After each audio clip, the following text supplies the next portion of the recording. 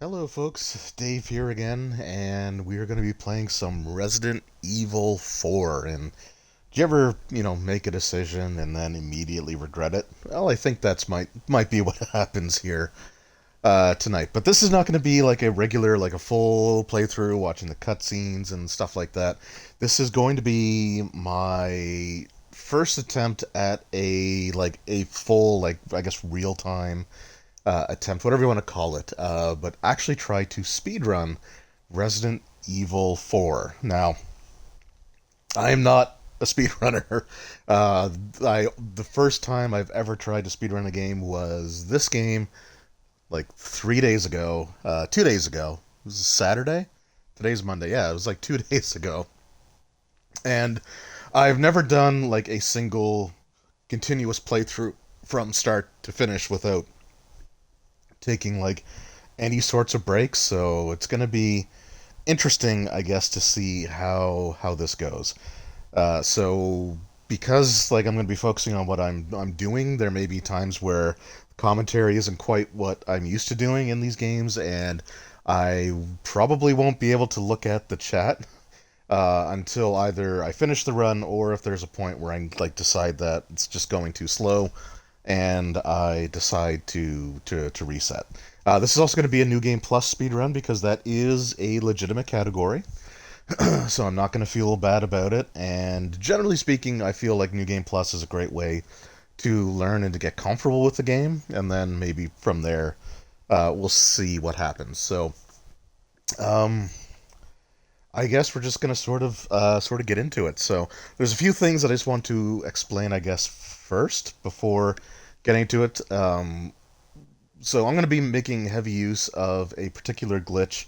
And if you've seen Resident Evil 4 speedruns, like you know all about this, but it's called the Ditman glitch, where it involves using the striker. You press the button to aim, and as Leon's bringing the weapon up, before the laser aiming reticle hits the screen, if you pause, go into your inventory, and switch weapons, then when you come out of it, then Leon will move at like close to, I think it's like 1.5 or close to like double speed, depending on what he's carrying.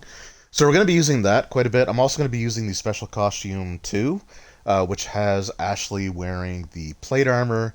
Again, that's typically what like the New Game Plus category usually uses. It makes her completely invincible. She can't be carried away. She can't take damage from like us hitting her with weapons or enemies attacking her. So it basically makes it so that we don't have to worry about Ashley too much. So that's essentially what we're going to go with here. A couple of goals that I'm going to have for myself. I would like to be getting to the point where I'm fighting Del Lago around the 10-minute mark. So if it's taking me longer to get to him than that, then I will probably just reset the whole thing and start from the beginning of the run again. I would like to be done the village around the 30-minute mark, and I would like to be finished the entirety of the run in like about 2.5 hours to 2 hours and 45 minutes. Um, I normally, if I'm just running like normally, even New Game Plus, it typically takes me around 6 hours to beat the game. So anything that's like half of that time or less, I will be happy with. So here we go.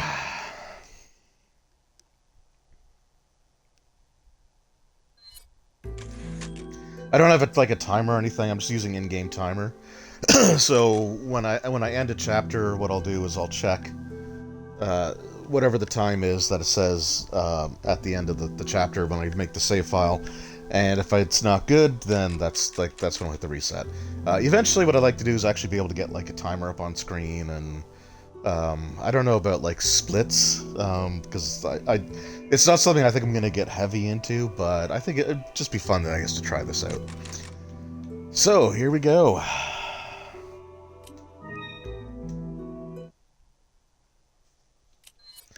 Costume, special costume too. We don't need the shopkeeper for anything. 19. Alright, I think cutscenes do actually um, apply. So as you can see, like that's the increase of speed. And here we see Leon's normal run speed. So again, we take the shotgun, bring it up, and I'm just going to switch over to the Chicago typewriter.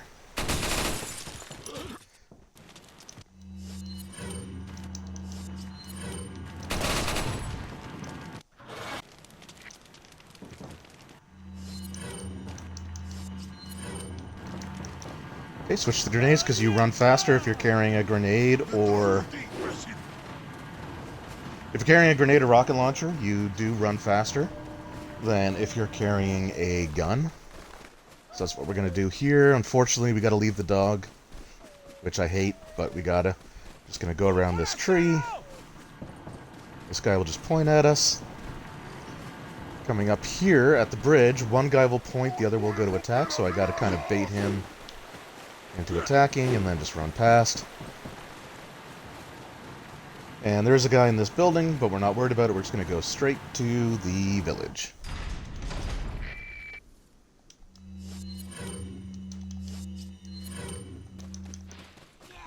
Now, there's like a really slick way to do this village segment. I'm not good at it, so I'm just going to use the Chicago typewriter. And the goal here is to kill 13 people. And once you do that, it will trigger the end of the segment.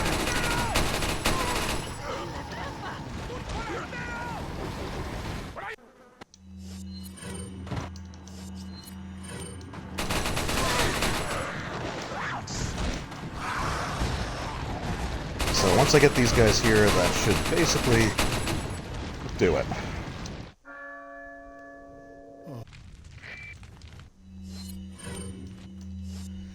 So the glitch is, it's really useful, but a lot of things will knock you out of it. So if I were to use the striker, the shotgun, and actually like aim with it properly and fire with it, that breaks the glitch.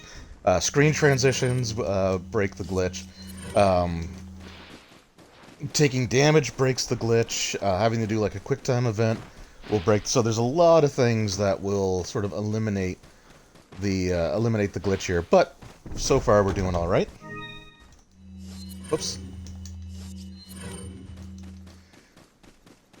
There is a way to knock yourself over the trigger, but I'm just gonna go with it. It's one of those things that I'd like to practice, but for now we're just gonna go ahead and quick time event our way through this. Also, there is a surefire method in this game for passing every single quick time event. There's only two possibilities in any given situation.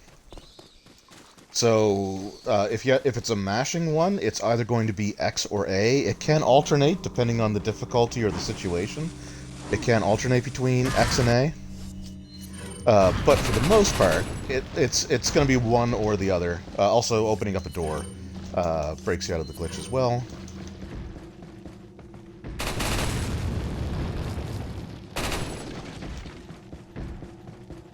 So I'm hoping this is around 4 minutes.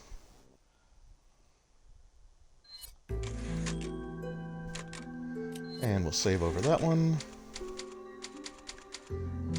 Okay, cool. So a little less than 4 minutes. So we're doing good so far. Now.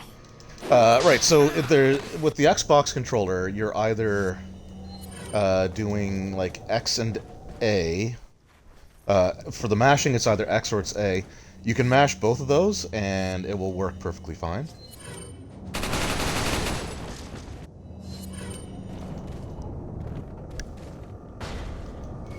Also, opening that door takes us out of the glitch state. So again, we're going to take a few of these guys out. It is slower than just running past everybody, but I'm not quite at the point yet where I feel comfortable like trying to like bait people into attacks and stuff. So climbing the ladder breaks. I guess that breaks us out of it too. It normally doesn't, but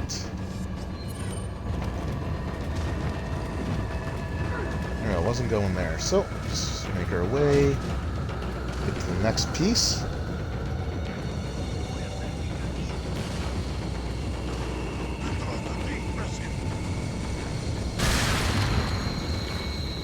Well, gotta love it when guys throw dynamite and take care of the enemies for you.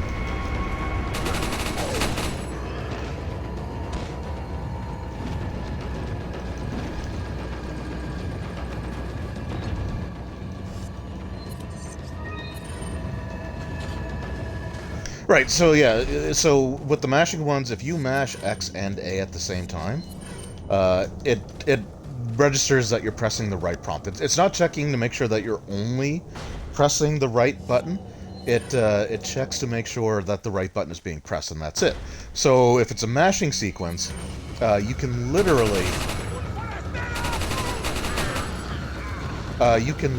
just mash X and A at the same time, and it'll accept it.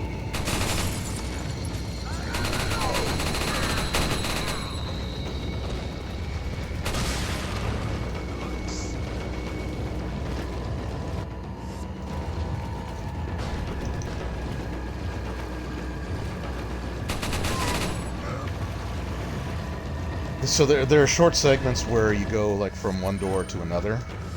So it's just not worth trying to set up the glitch in that situation.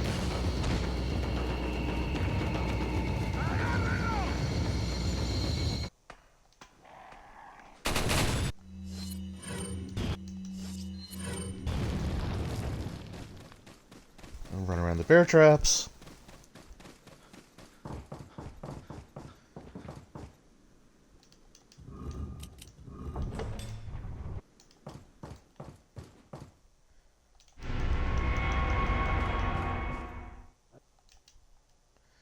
Right, and that is 1-2. So what are we at for time now?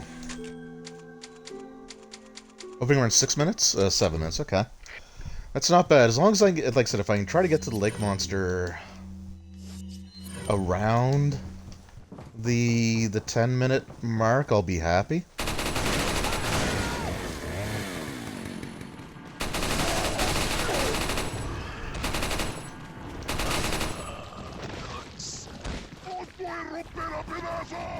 That guy's gonna point, so I'm not worried about him. These guys, though, will be a little bit more aggressive, so we're just gonna sweep across and take care of them. Whoop.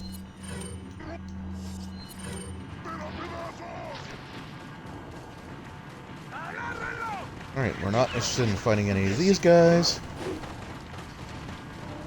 We just want to get to this building. And in we go. There's a door there, so it's not worth setting the glitch up. We also have to interact with this, which would also take you out of the glitch state, so it's not worth setting up there. Here it is, though.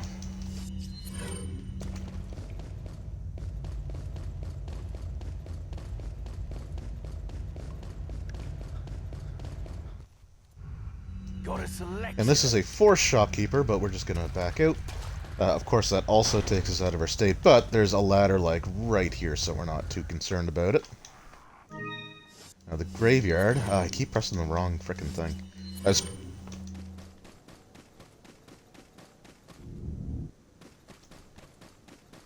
Luckily, that cutscene doesn't, so we can just continue to run. And we're just going to run past everybody here. Unfortunately, Hunnigan is going to call us, which will break us out of the Ditman glitch state. Right here, so I just got to set it up again. So this lady will point at us, even though she uses a male voice. And then wait for that guy to throw, and then jump across. And this guy's just going to point at us, so we don't have to worry about him at all.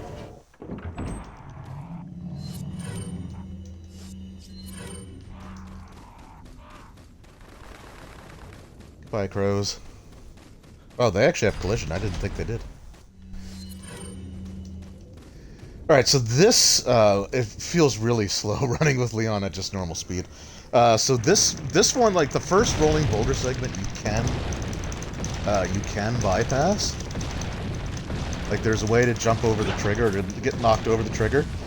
In this one, there isn't, at least as far as I know. I don't think there's a way to skip this particular one yet.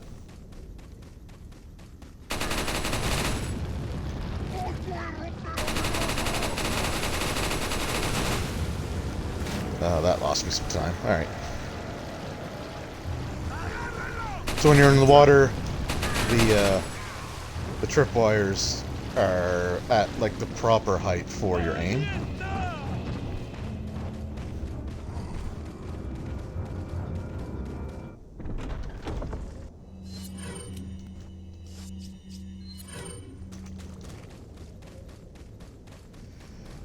Alright, so here we are at Del Lago, the lake monster. And I don't know how far we have because it's after we beat him that gives us the time.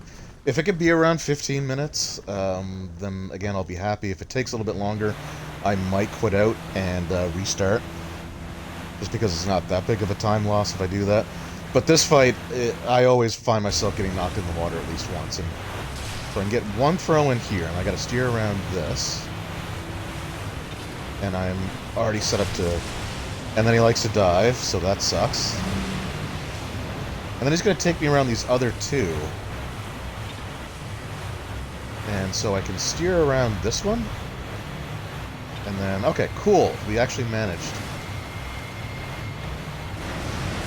Actually managed to avoid those this time. I've always gotten, like, knocked into the second one there in that situation. And he's gonna dive, isn't he? Yeah.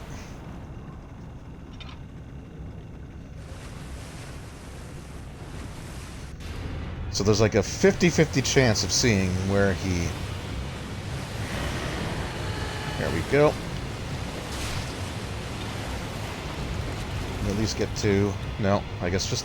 Wow, that somehow that didn't register. It takes 12 spears to kill him. It would be nice to be able to fight this guy with, like, an actual weapon. Also, sometimes it takes Leon so frickin' long to grab at the spears.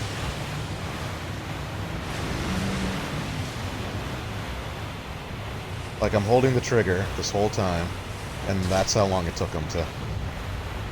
He's gonna frickin' dive, yep.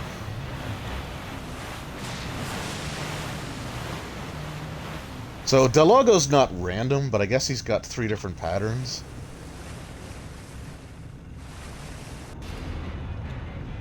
Oh, come on. That's cheap. The audio of him diving was in my left ear, or right ear.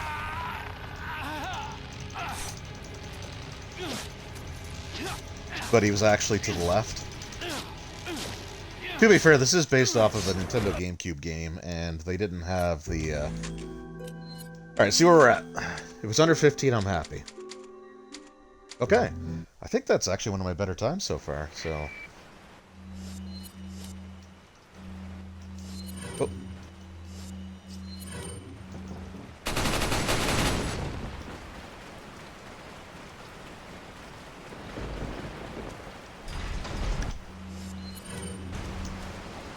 Okay, there's going to be a cutscene here, so it's not worth breaking the glitch out there, but it is here. So, just run past these guys.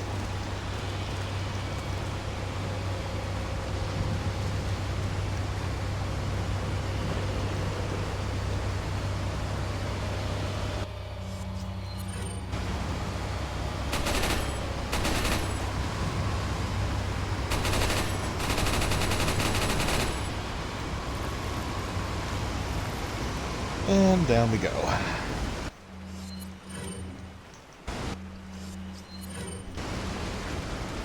So one of the fun things about, like, having this glitch on and being able to move super fast is that there's certain moments where the camera doesn't quite keep up with you.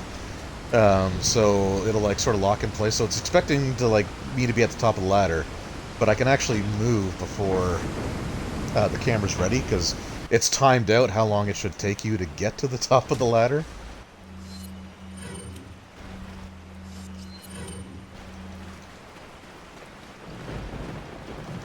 And so we're just going to use it. I don't think it actually saves much time there.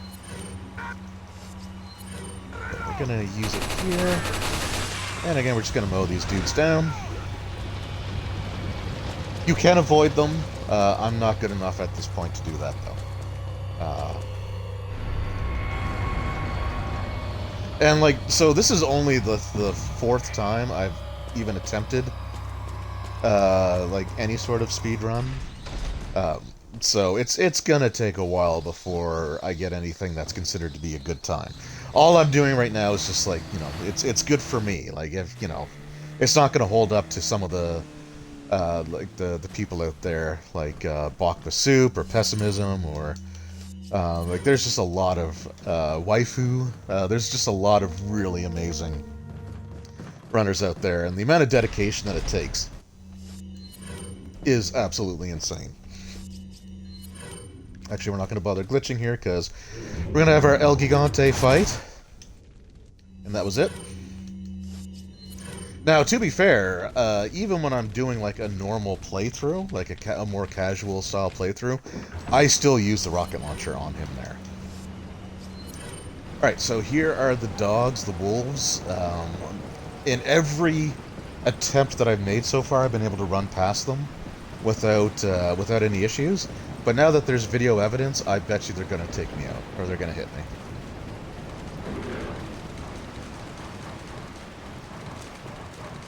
Oh, no, we're good.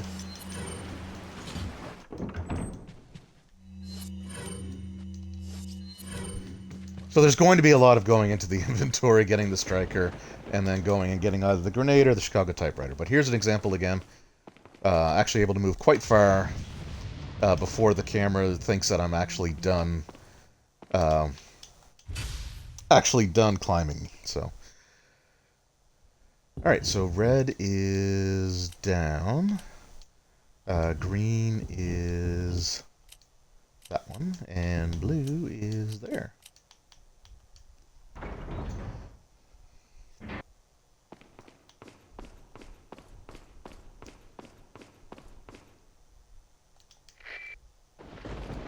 Alright, and now we got Ashley with us. It's not worth necessarily going into the glitch here because the animation of Leon catching her breaks you out of it as well. Also, when she's wearing the armor, you see like Leon actually grabs his back. It's a nice little touch there. Alright, and that's the end of Chapter 2-1. So, if I'm under 20, I'm happy. Okay. We're actually making really good pace so far. I'm happy with this.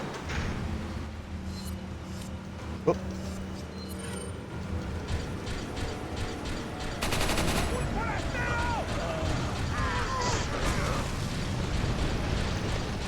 Now, doing this like speed glitch with Ashley is debatably not worth it.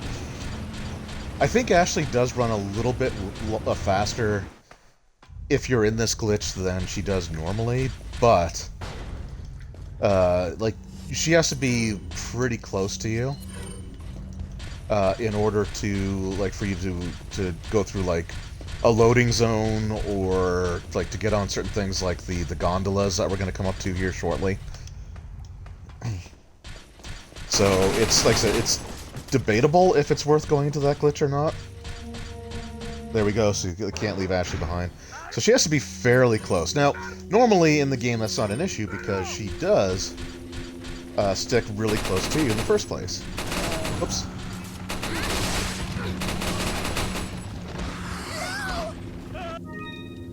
Okay, that's going to be a retry. Because she stepped right into the trap, even though I went around it.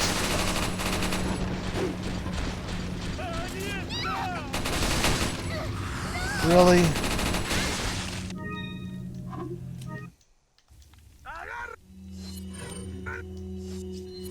I said I am basing everything off of the in-game timer. So she's never stepped into these bear traps before. And, like, taking the same route that I have, so... Oh my god. Well, she's killing this for me. Like, there's always going to be something, right, when you're streaming where it's like, well, that's never happened before. Ashley! I don't know if this affects in-game time or not, so we'll see. I don't know if retries set you back to the time where you entered.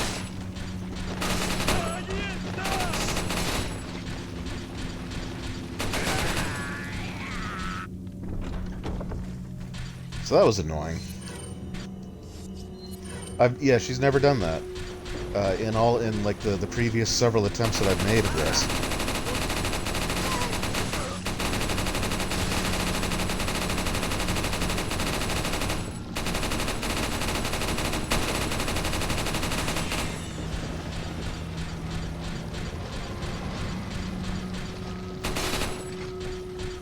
So yeah, that might sink everything, so that sucks.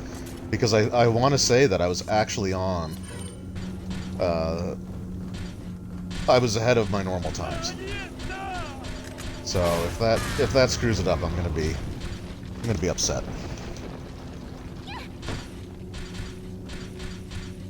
I want to say generally for Resident Evil speedruns, it's the in-game timer that is used to determine... I can't remember if I get a call from Hunnigan here or not. So it's normally the in-game timer. So if resetting a checkpoint just takes you back to the timestamp, then that's fine. I'm also going to enter the glitch safe here because the Chicago typewriter actually fires faster when you're in the glitch state, believe it or not. Now with the cabin here, the goal is to kill 40 individuals.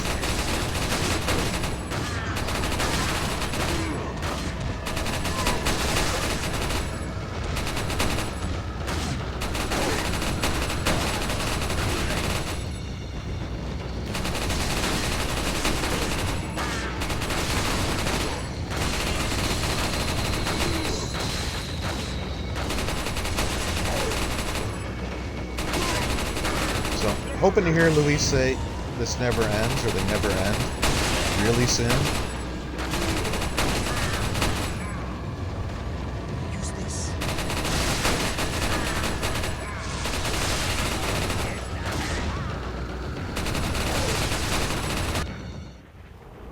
Okay, there we go. I guess he said it and I didn't hear it. All right, so let's see what we're at. Okay. That's fine. We'll take that.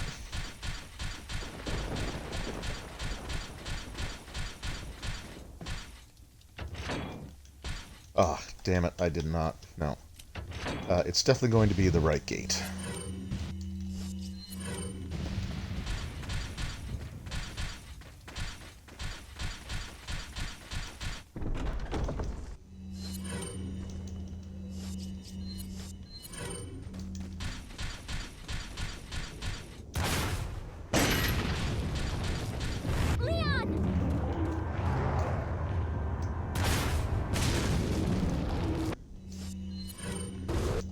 I think I'm at it. Whoops, nope, I saw the laser sight there, so that's no good.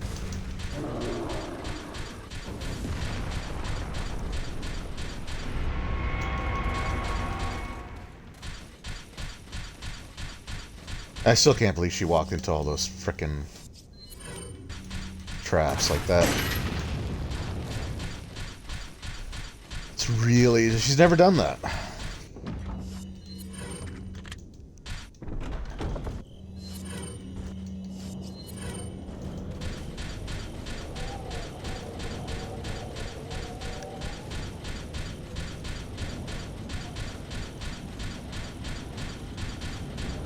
Alright, so this part's going to be pretty straightforward. We're just going to use Chicago typewriter to knock everybody down.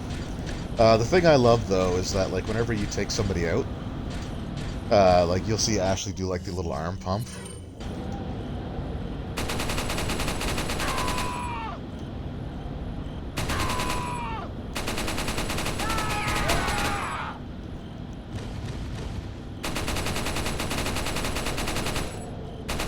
Just a little too far away. Hit that guy there. We should be able to get him... there we go.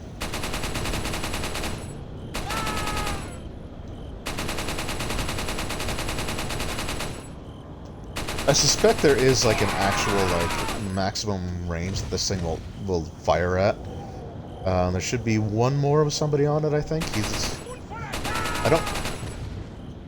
I don't know where they come from. Like you don't see them back there. They're just there.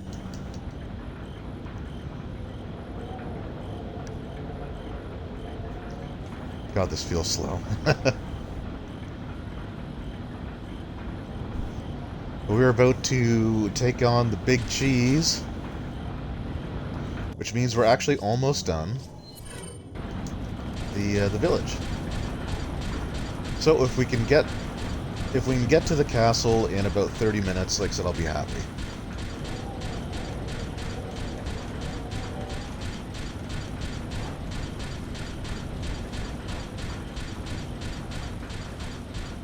So here I gotta wait for Ashley. So she's usually not that far behind, but it's still kind of annoying having to wait for her. Here, you don't have to, though. Because there's a cutscene that triggers when you're just at a certain point. And she doesn't have to be with you for that to trigger. There's another place later on where we do that as well. And cutscene, so here the two options are X and A or L and R. I'm just mashing both of them at the same time.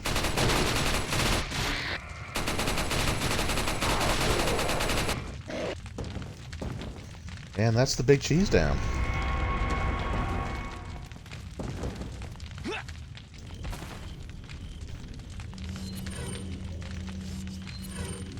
Are you okay, Leon? Since Leon runs a little slower with the gun, I'll use that here. Because we gotta wait for Ashley anyway. So like I said, it's probably not worth it to be glitched here.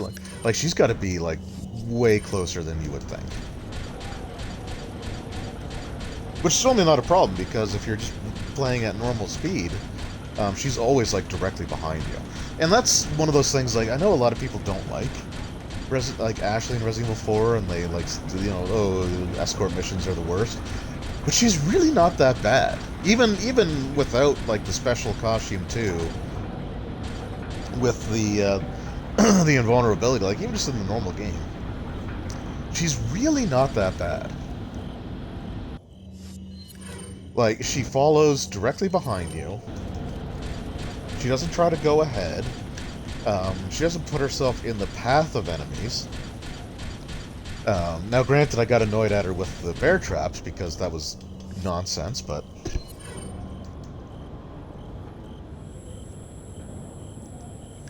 But she's really not that bad.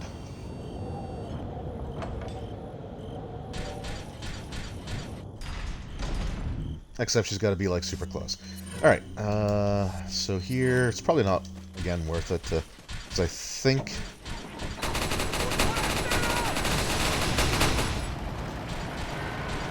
Also, interesting side note, so normally when you're running up towards the castle, some ganados will appear. If you walk backwards, they won't. Like, the trigger literally has you have to be facing away.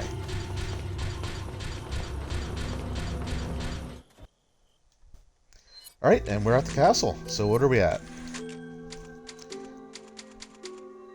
2839. I will take it. And we don't need the merchant. We don't need any money. We don't need, like, any items. Alright, so the village is the part that I've, like, practiced the most.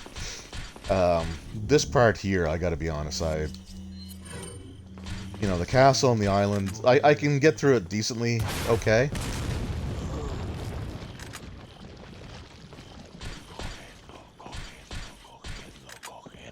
Now, how the hell did you survive?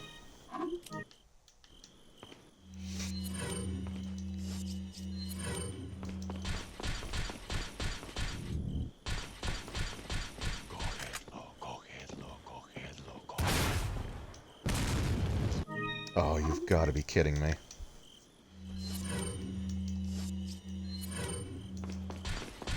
Again, we're going based off in-game timer, so... Oh, we are screwing this up big time. There. Okay. Now, there's another guy, one operating, like, up here. Okay, we got him. Actually, no, I still want that. Wait.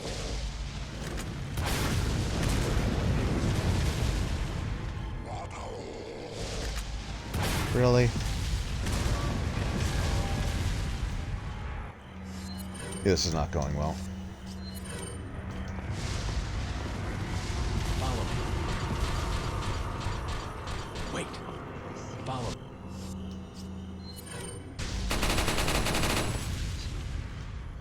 And that knocks me into the glitch state, which is great.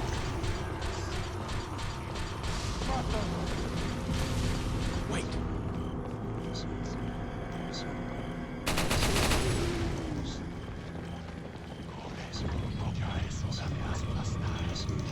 Okay, oh my god, you're supposed to be preoccupied. Oh, Ashley's not close enough, okay.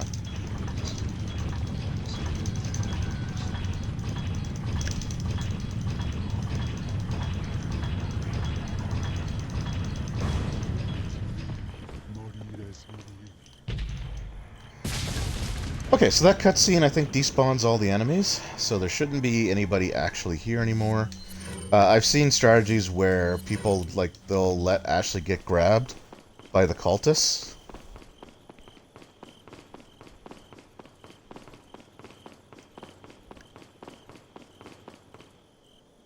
Follow me. Oh my god. Alright, I gotta start that again, that sucks.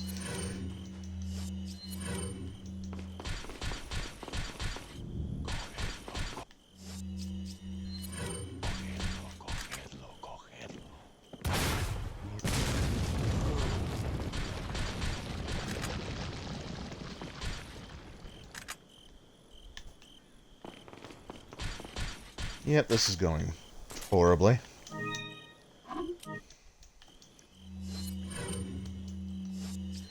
If nothing else, this is practice. I do plan on doing one more week of these on camera. And the goal...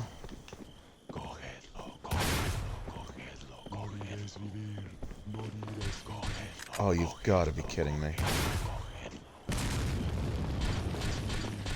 I don't think that got anybody.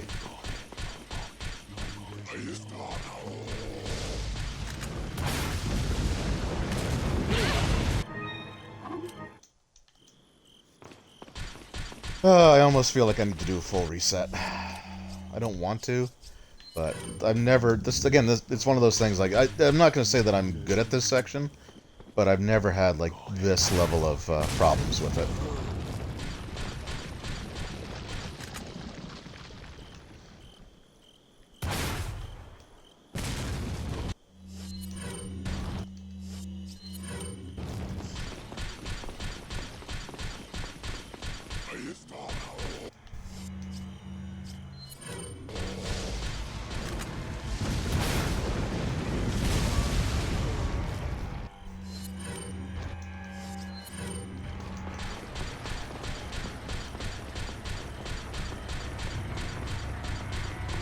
But again, it's only in-game timer that I'm concerned about right now.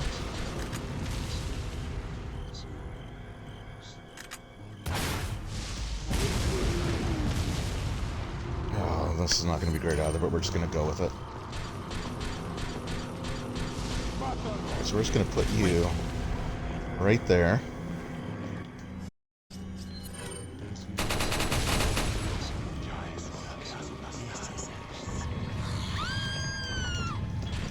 Yep, that's what I wanted. So they got to take Ashley through a loading door. Also, they can't actually pick Ashley up.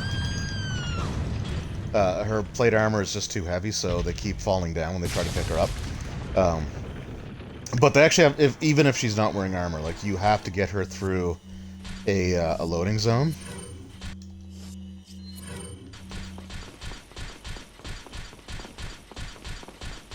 And that means they'd have to carry her all the way back, because that door's not accessible.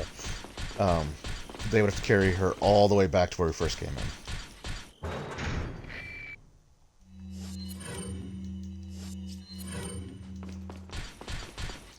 Now this is an interesting spot, because once we get up here... Wait.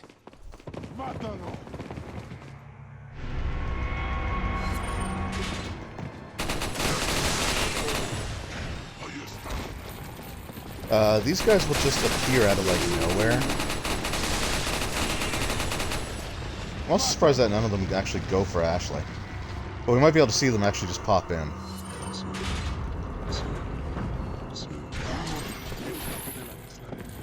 Yeah, see, they just literally pop in from where we were. Oh,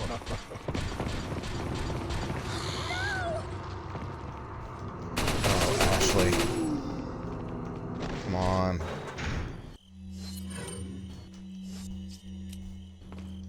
actually, here it's not worth going into the glitch just yet because there's going to be a cutscene. And then we're just going to get Ashley to wait right there. Open the door.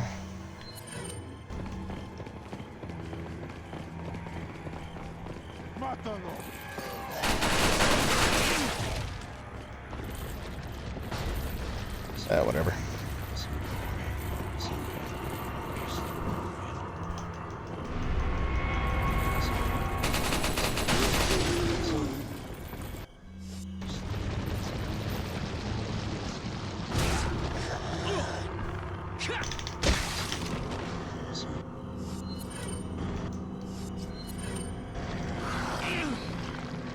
Ah, damn it.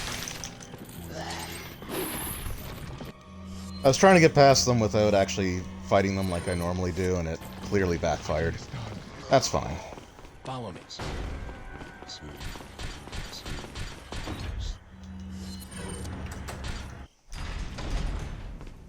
Like I said, under 3 hours, knowing that I'm doing this, you know, on video.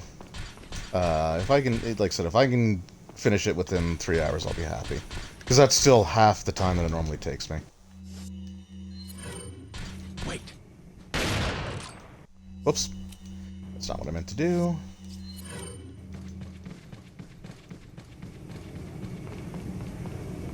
And if nothing else, it'll give me a bit more time to practice the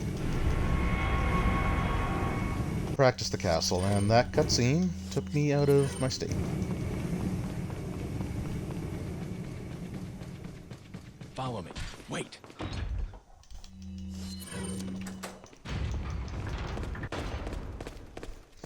So this is another situation where I would absolutely be using the rocket launcher, even on a casual playthrough.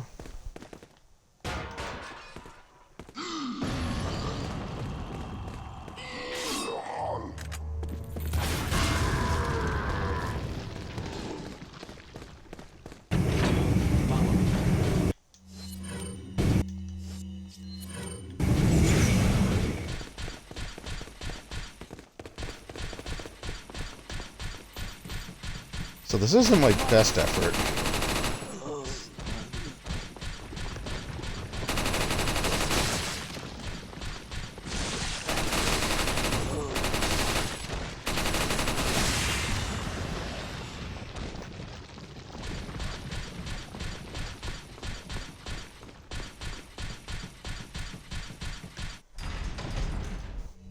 But we'll see. Oh, this place. Okay, so again, I'm going to enter the glitch because... Oh, okay.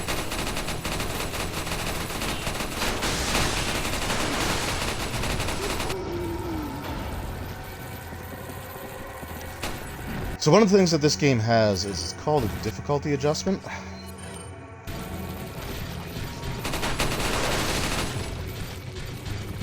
Other Resident Evil games have it as well. I want to say basically almost every Resident Evil game that came out after this, or like from this one on, has some form of like adjusting the difficulty settings. And it's usually done like in-game based on your performance. Come on. Alright.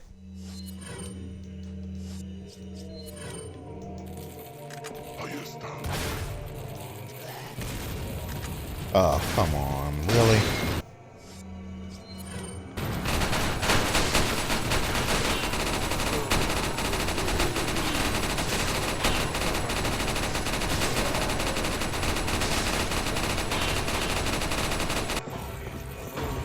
Okay.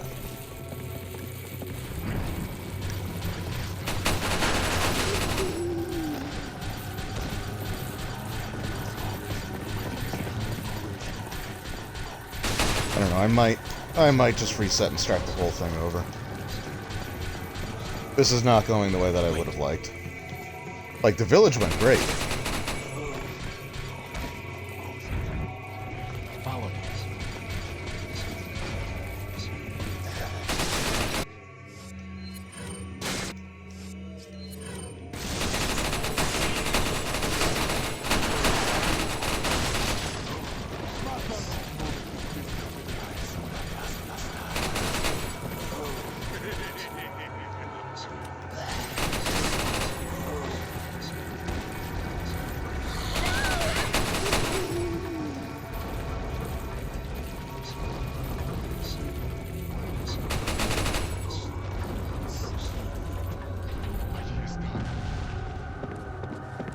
Alright.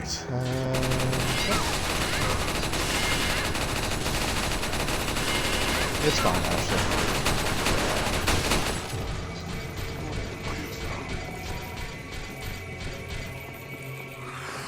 Okay, please point. Oh, you gotta be kidding me. Look, there's a crank over there. Okay, cool. So, now if we do a retry from checkpoint, that guy will disappear. Wasn't the cleanest, like I said, it's a little bit different. Like, normally, I take this in sections, like I'll do village, rest, like, you know, and then take a break, come back, do castle, take a break, and then, you know, come back, and usually take a significant break, and then do island, so...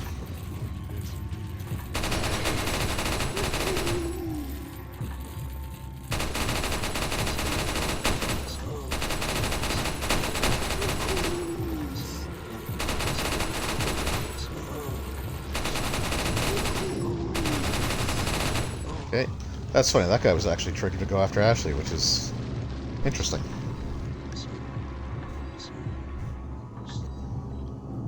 So we'll see what my time is to this point, and if it's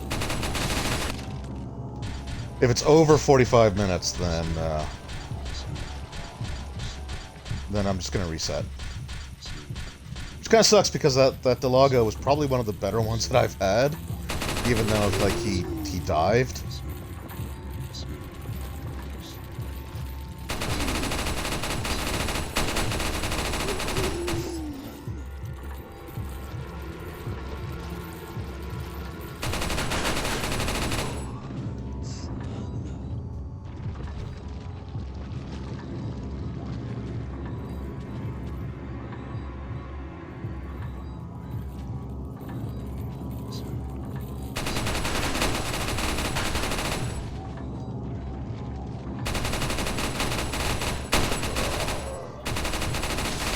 Come on now.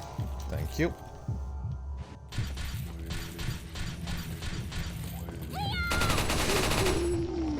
I hear you.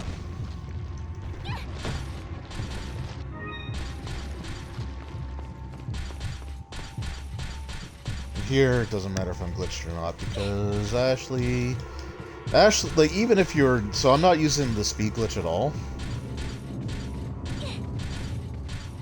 And I still can't open the door because she's so far back.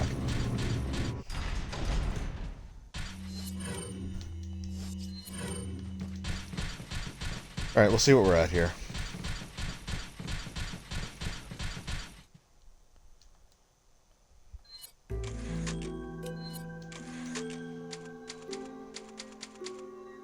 $44.12.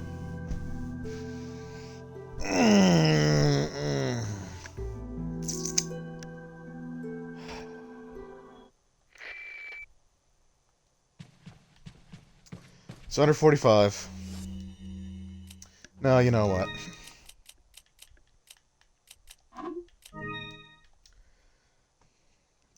Reset. It is a 3-hour stream, so, well, you know, I should be good.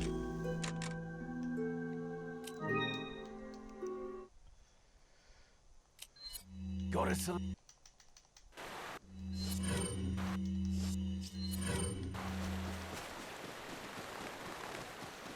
Alright, let's try that again.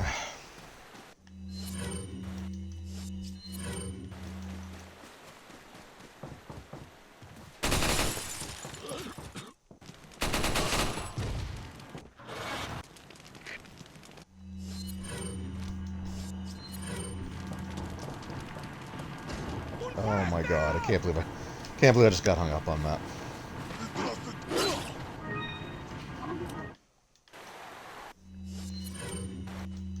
Another full-on reset. God, this is not... I mean, next time I say it, like, I could show that I've done it in a decent time. At least a decent time for a beginner, but...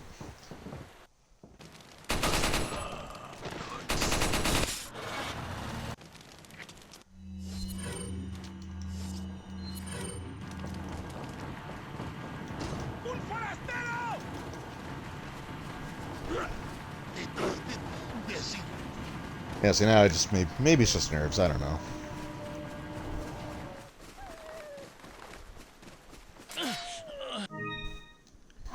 Oh, you've got to be kidding me.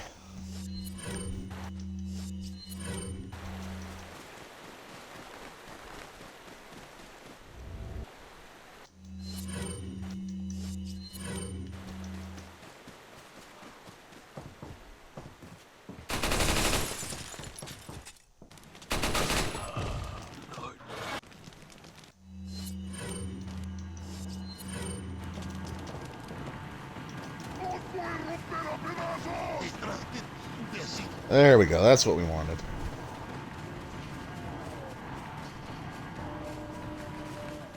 Alright, so coming through here. Make sure we avoid all those. Go around this side of the tree.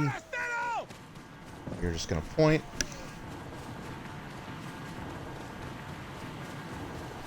Get you into attack.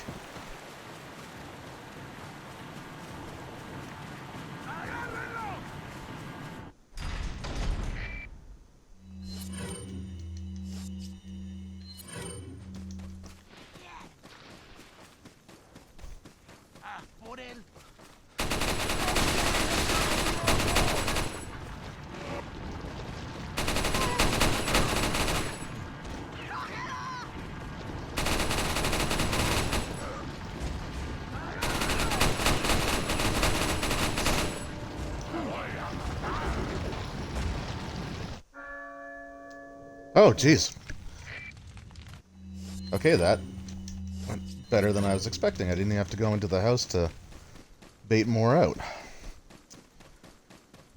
Alright, we'll go with that.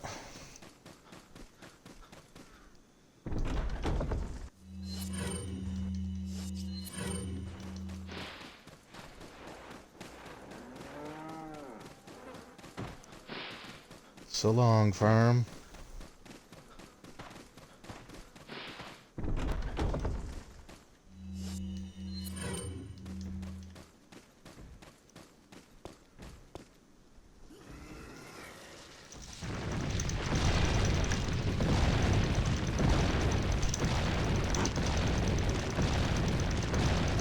Somebody throw a frickin'... Is that the sound effect for somebody throwing something? That's interesting.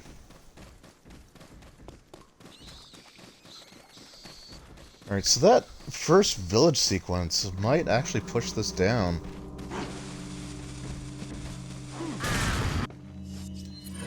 Lower than...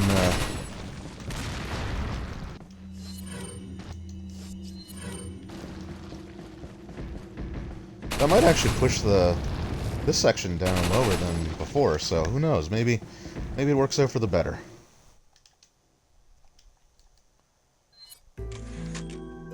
Anyway, there's my 227. Like that's my personal best. So it's not like I can't do it. 439. Feeble. Maybe that was slower. Now.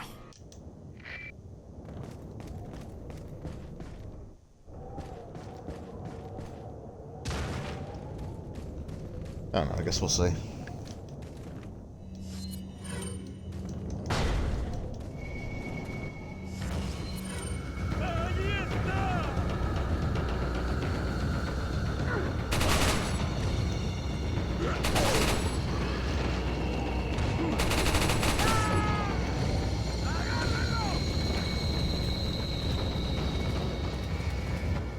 For some reason, that ladder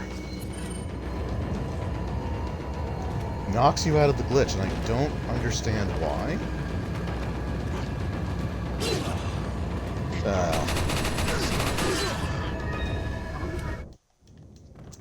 I don't know why. Because normally, like, you can climb up the ladder and you're fine. So I don't know what the difference is there with that one in particular.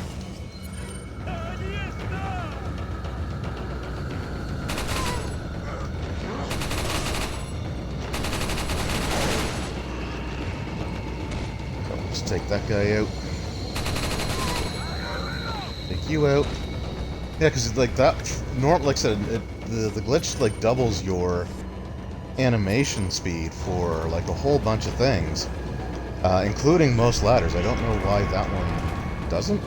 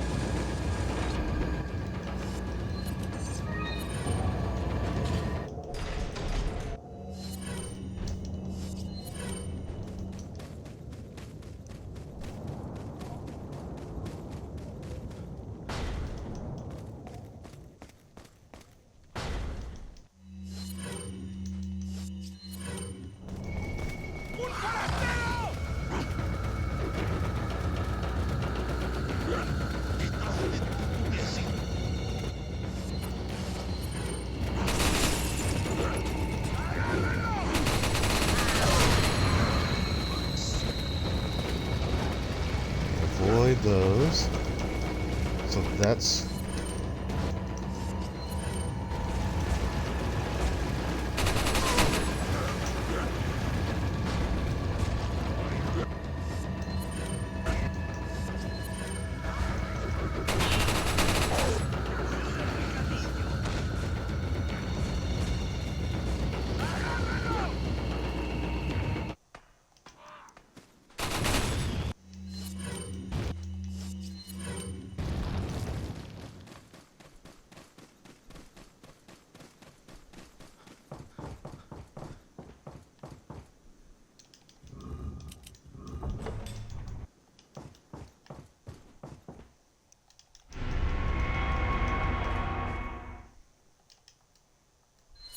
Alright, see where we're at here.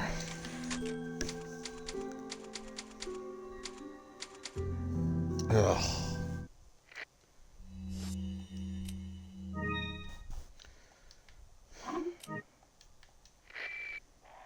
Oh.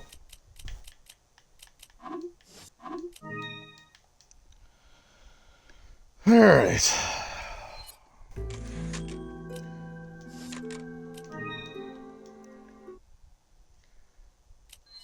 Got a selection of good.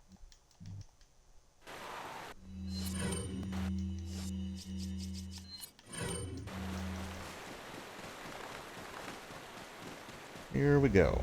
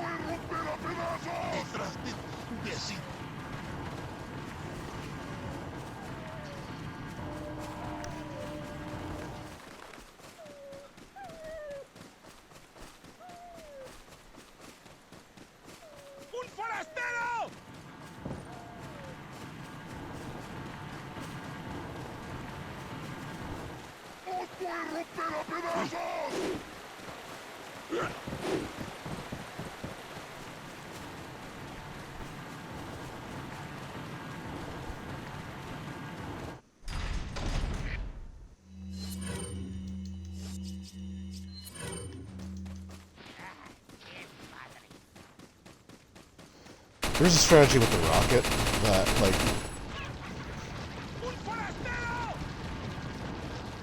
that you can do. I'm just not, like, it's very precise aiming, and I find that generally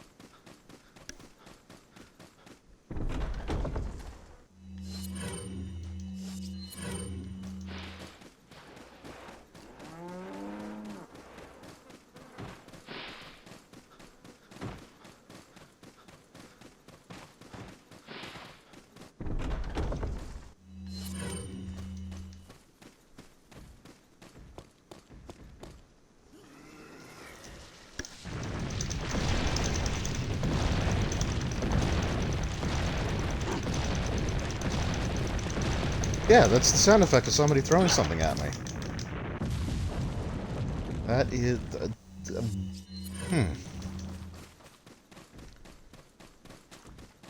That's weird.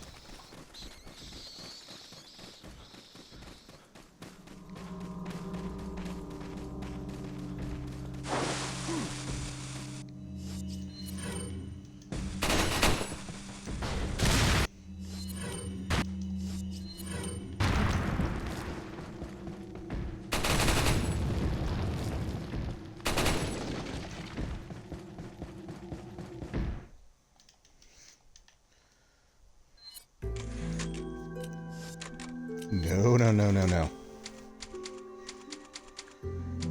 Okay, 338, I'm happier with that one.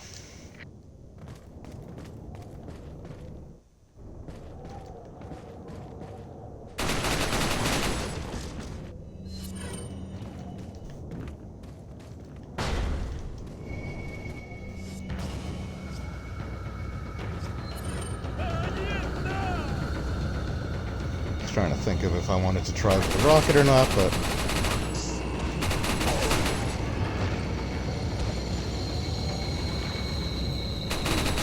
You guys in your collision. It might almost be better to go inside.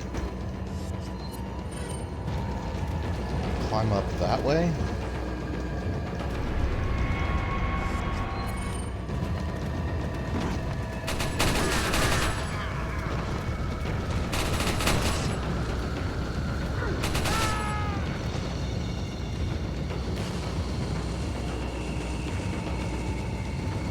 Oh, somebody threw dynamite.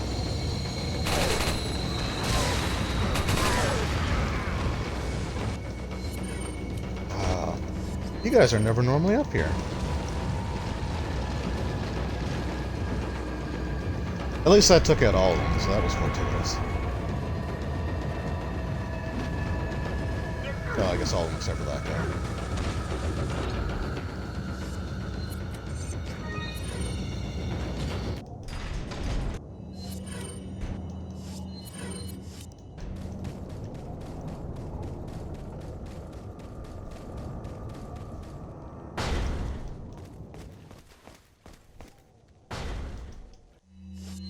Alright, I'm gonna stick to the method of just taking them out.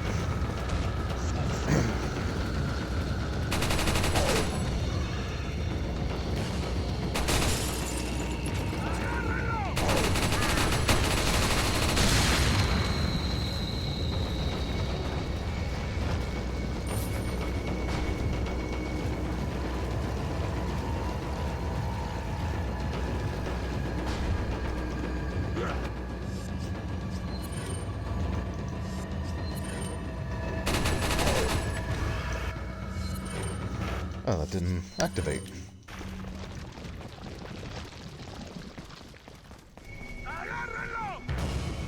Yep.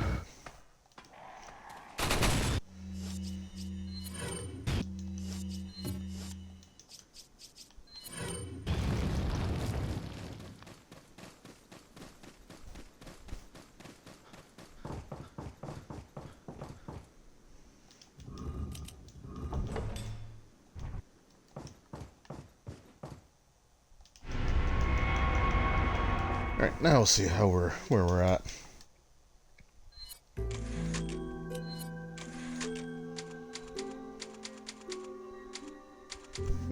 It's a little better. We'll go with it. This is gonna be it. We're just gonna do this until I'm done. Regardless, so we'll see how it turns out.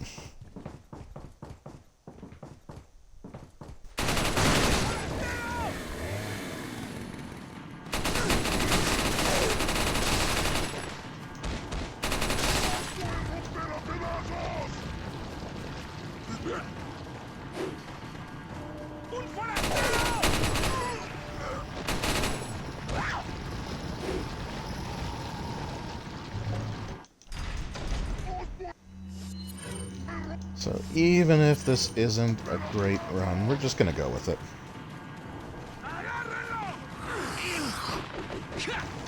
As soon as I say that.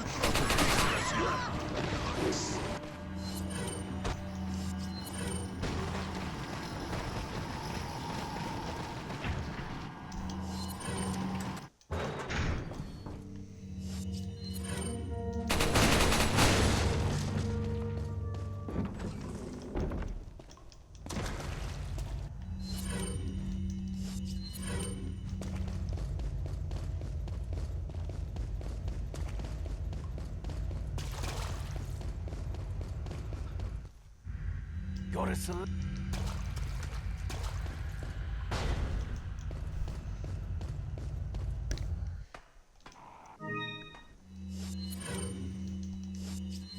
I guess technically, if I found, like, if I fired a rocket and killed the shopkeeper there, it would probably bypass that cutscene, but I still don't know if it's really saving much.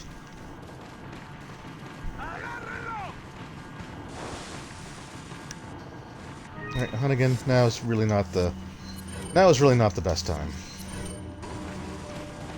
I've got people throwing dynamite at me.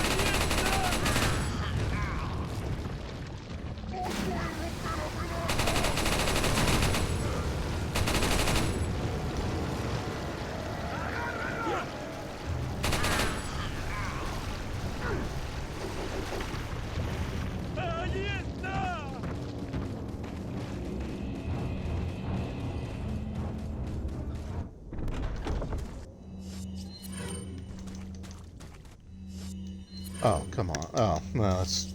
To be fair, I had the wrong gun. There we go.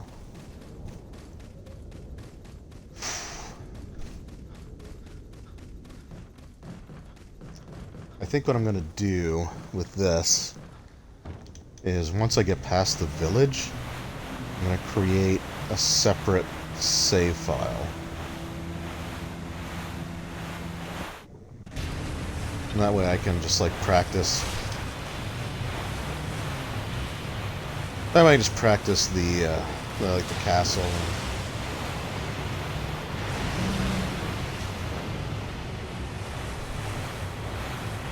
Alright, so lake monster, so we go left, and then we go right, and of course he dove, so I can't do anything.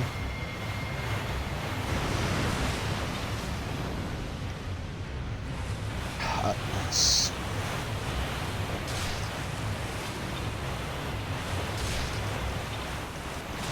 No, no, no, no, no, no, no, no.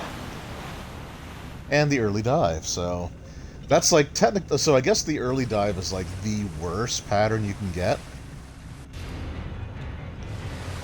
And this is the... like the second time I've gotten it here. Can we get him? Can we get him? Can we get him? Nope.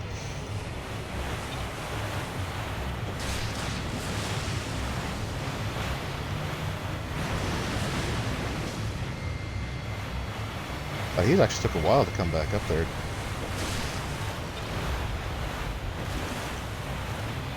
Oh, you gotta be kidding me.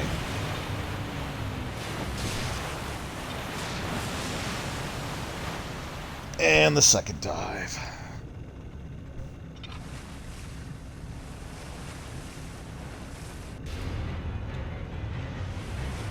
Okay, that time doing it by sound worked.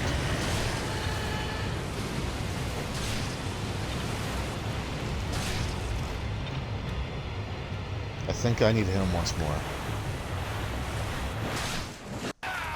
Yep.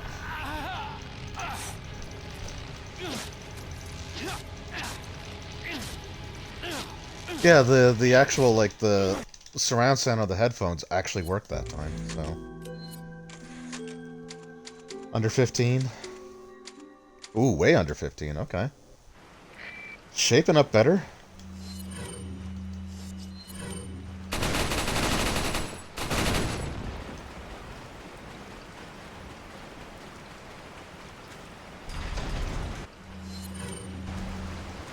And I'm pretty sure the cinematic takes you out of the speed glitch, so...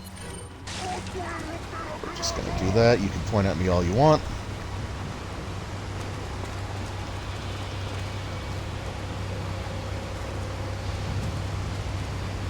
Cross. So those two guys are still active, by the way. So like, if you come back up, like if you don't kill them, they'll be here.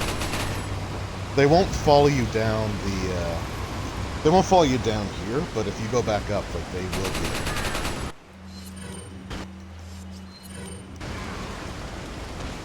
I guess technically I could have let him live, but I know that if I do, he's going to friggin' blast me with a sickle.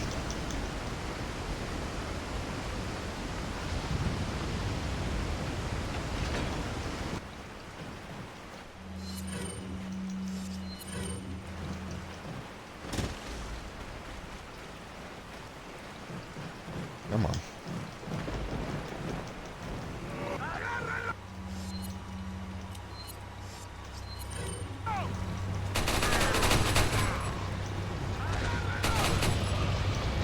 Oh, that cutscene didn't actually... Huh. I'll take it. This cutscene takes me out for sure. I'll be moving at normal speed. Oh, and then how to get called. It feels funny, like the normal speed feels so slow.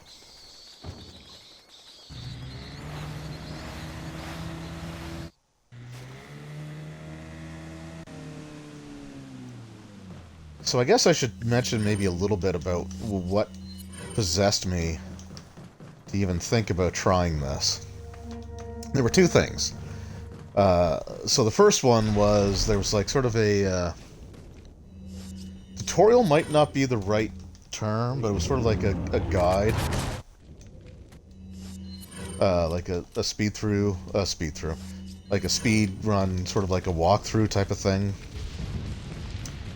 And that was done by was it Waifu or Waifu Runs. I can't remember the exact name of his channel, but it was really well done. And it's like, you know what? I think I can do all this. So it was, but the video was only for the village section.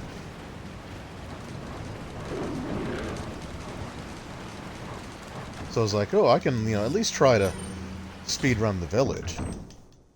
And I did. And it's like, okay, I was pretty happy with the time that I got. And then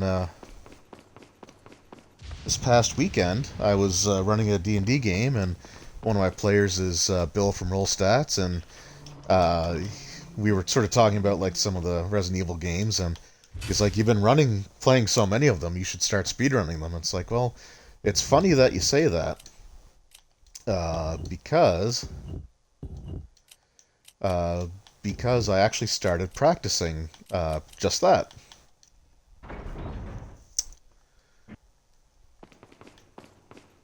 Like I said, I'll never be competitive. Like, the idea of going for like a world record is just, absolutely like not even the possibility at all. So I keep thinking I can skip that animation, but I can't. But it's fun. Like, I am enjoying it.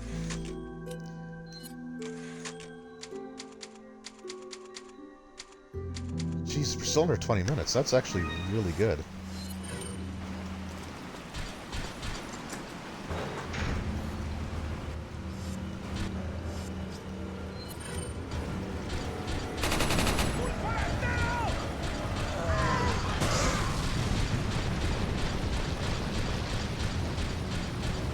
Ashley's not getting hit this time, right?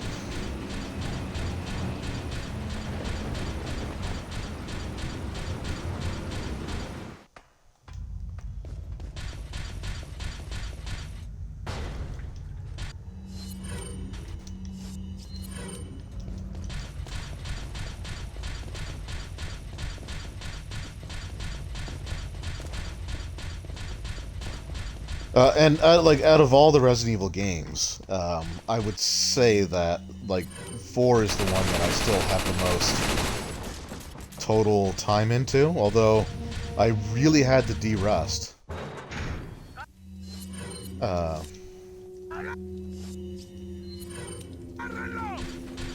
Like, I really had to de-rust.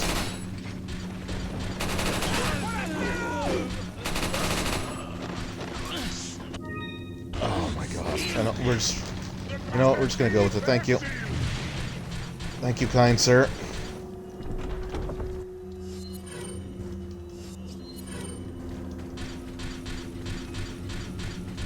Wait.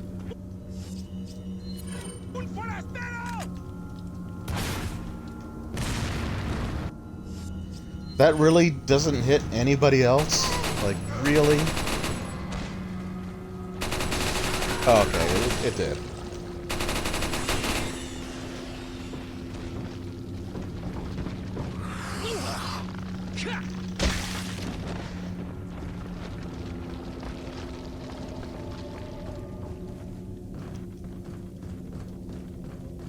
Follow me.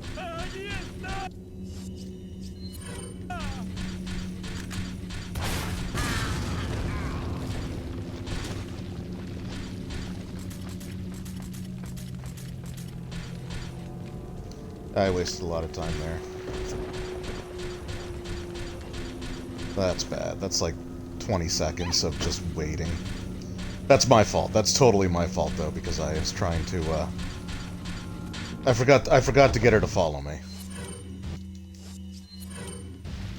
But we'll still see where we're at. I mean, even with that, like, that was still better timing than anything else, so...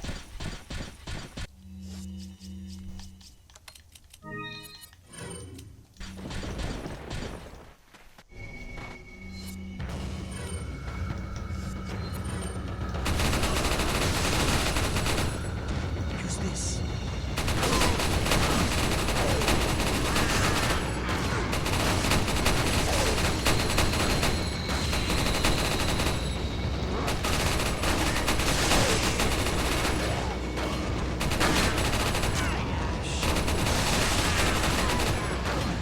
Well, you gotta get out of the way, Lewis.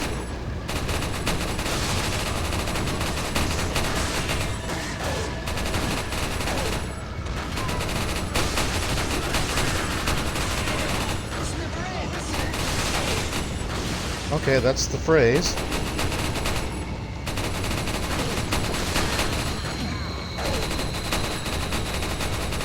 Basically, when he says that, you're only a few kills away.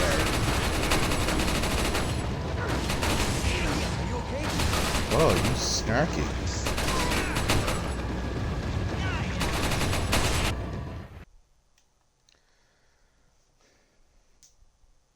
Alright, see where we're at.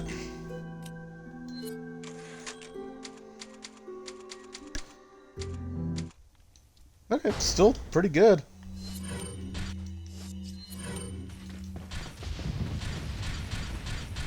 Remember to turn it to the right this time, though.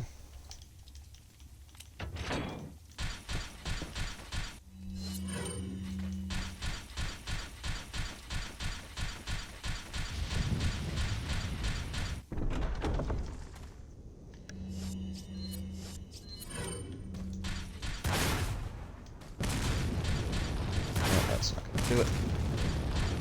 Really? There we go.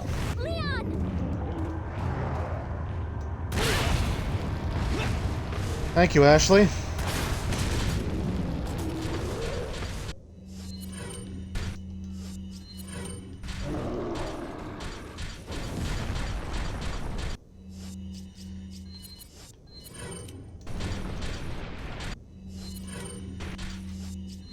Apparently healing also removes the speed glitch from you. I mean, part of that's on me because I forgot that when Ashley's wearing the armor, she doesn't duck. She just puts down the visor.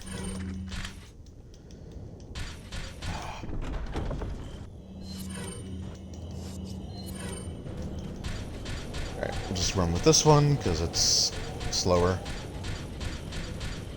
Ashley won't be as far behind. So the Ditman glitch makes you run, or it increases Leon's animation speed by 1.5, I think it is. But if you're running with, say, the...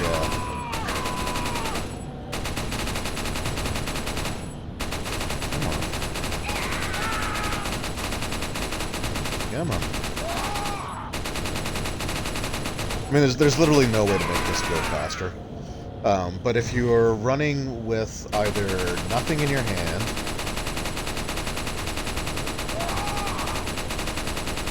or a rocket, or for some reason a rocket launcher.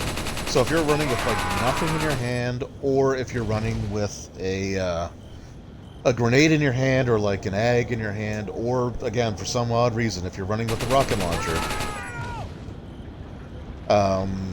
then you, like, normally in the game without any sort of glitch on, you move like you move like 1.4 something, like 4 or 5 times.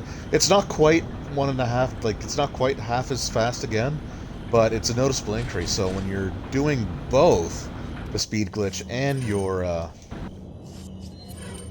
running with like a grenade, like Leon really books it.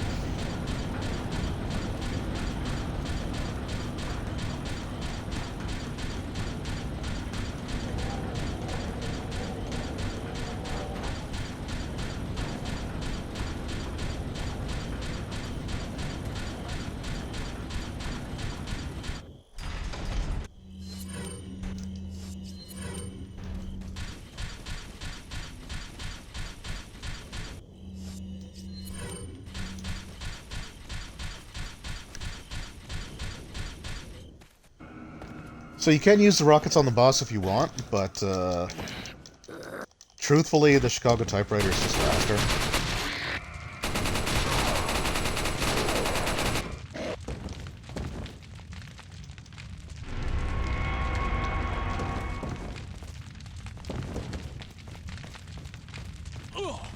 Whoop. Oh my god, I'm really screwing the pooch here, aren't I? Are you okay, Leon?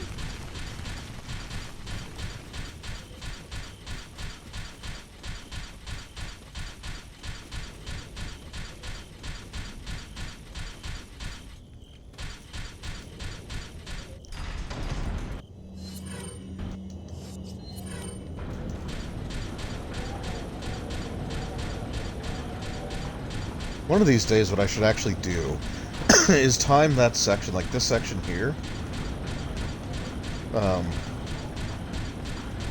with like running with the glitch and just waiting for Ashley to catch up, and doing it like just normal at like Leon's normal speed, and see if there really is like any sort of difference at all. Because like I said, I think Ashley will move faster than Leon's normal running speed if Leon's moving faster.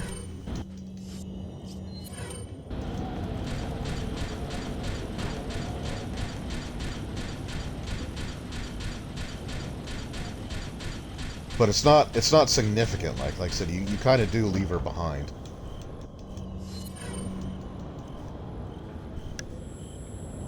And this is unskippable, which sucks because I think cutscene time. I think cutscene time actually does affect.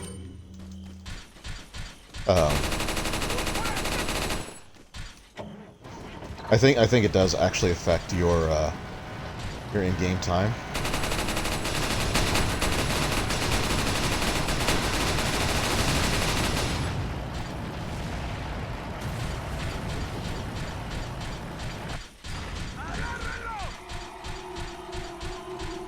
Bye, Ashley. Wait. You keep distracted. In fact, you wait there.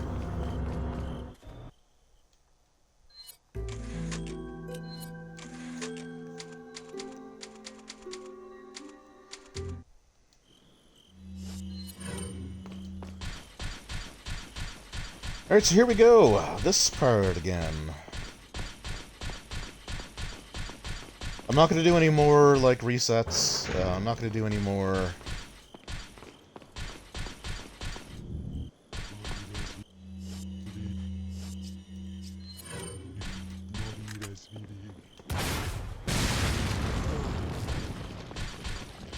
Well, I'm not gonna say I'm not gonna do any more like reloads from checkpoint, because that's just not true. There are certain points where it might be advantageous to do that.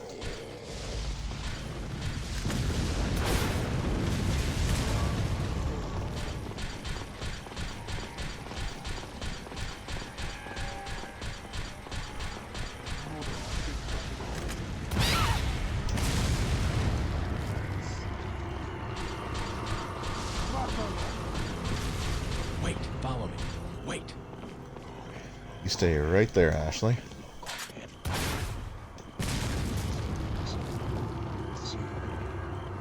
Really? That's fine. I hope he just stays preoccupied with her. And he does. Awesome. So as you can see, like, he can't pick her up. In the armor, like, Ashley's just...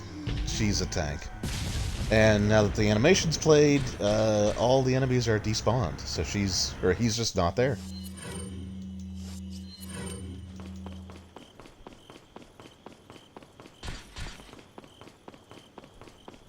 Follow me.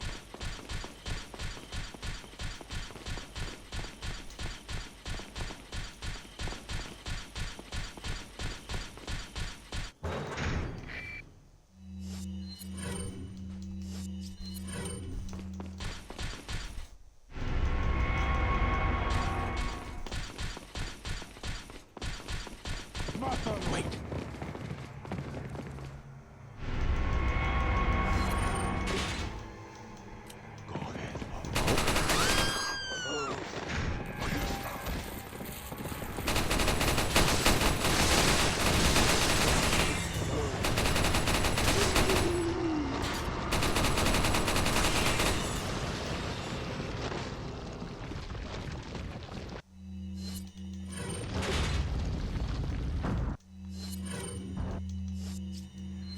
And there they just popped in. Did you see that? Follow me.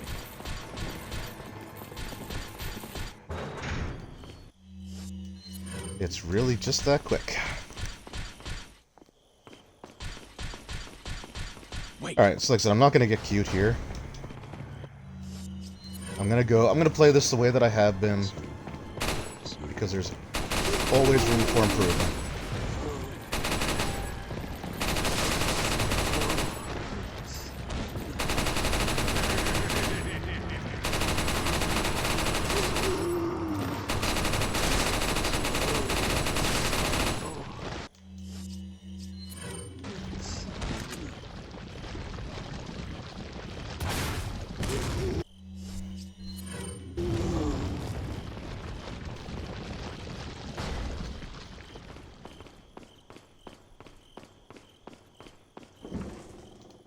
Alright, get the key.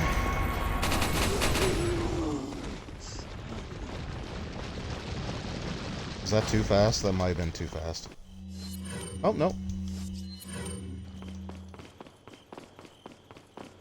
Cool. Oh, hi, Ashley.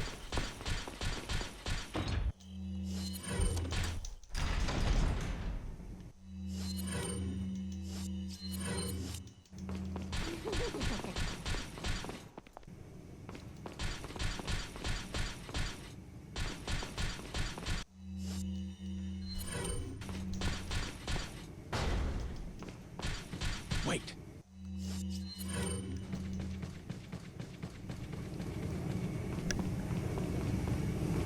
Alright, so we're back here again. Again, this cutscene... Yep.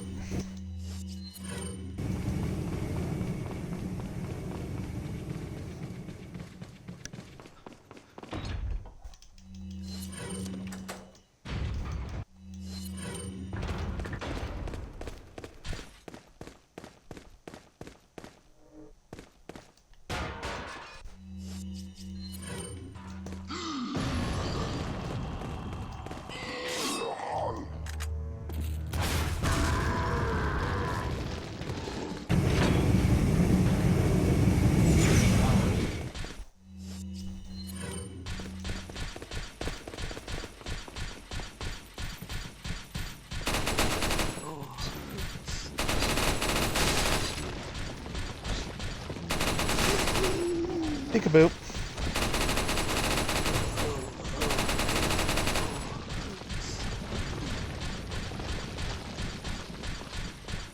Alright, and here is the water room. Nope, that was... timing was off on that one.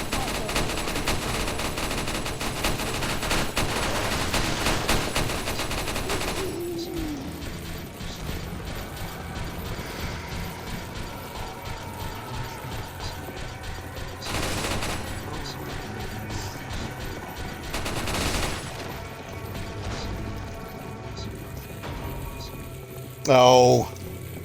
I mean, I was gonna get that cutscene anyway, but... Wait.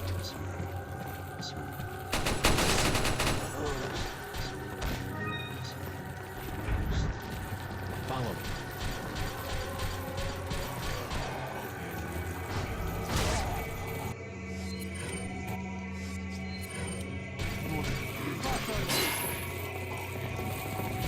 You Ashley?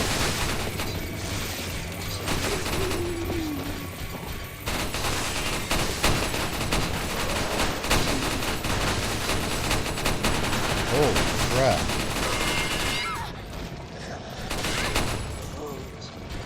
Alright.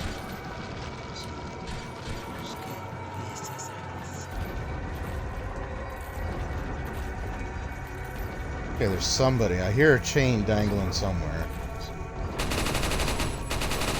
There you are. And then there's these guys. And we'll just take them all out. And then once Ashley points this out, There's a crank over there. that is a checkpoint. So I'm going to reload the checkpoint just to despawn anybody else that's in that room.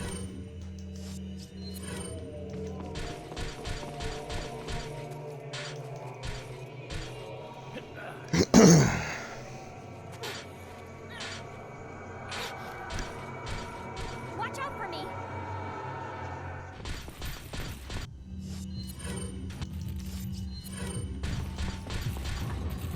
Okay, so this is the spot that I like to perch at. Also, fun fact: the cranks in this room, if Ashley gets like disrupted in any way, shape, or form, they don't reset.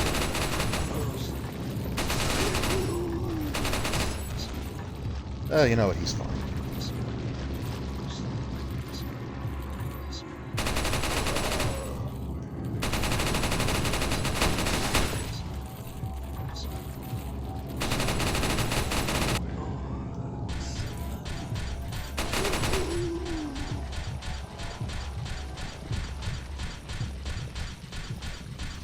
So, like, if I wanted to go like run and collect the first aid spray, like I could certainly do that here and be fine.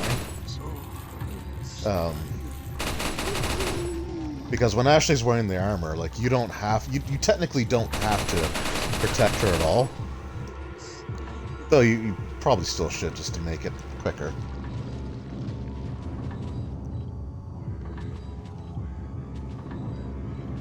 Alright, who's next?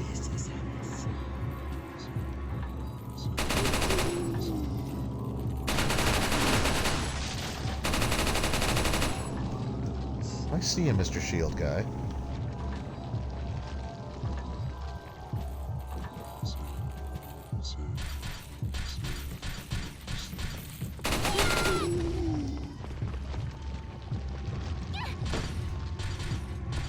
And so again, there's no point in activating the speed glitch here because she's slow to get across this to begin with. I think it's got to be her jumping animation that's slow.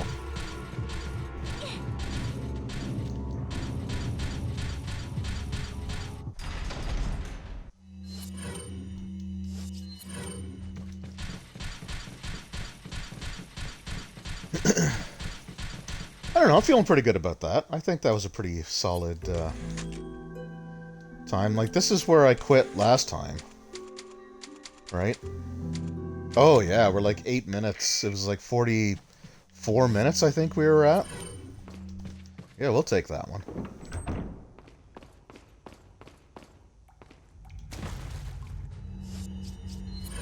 Okay, this section is annoying.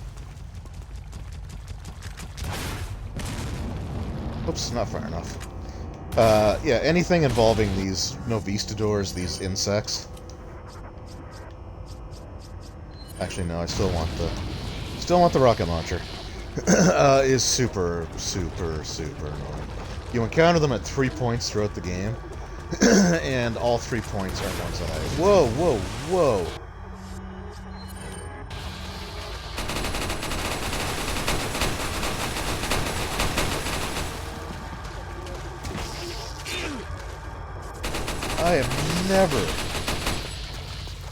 I have never seen them aggroed like that before. Huh.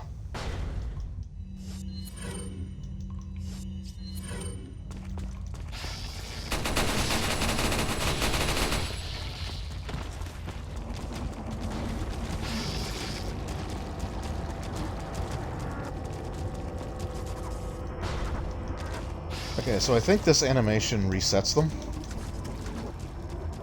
Or not.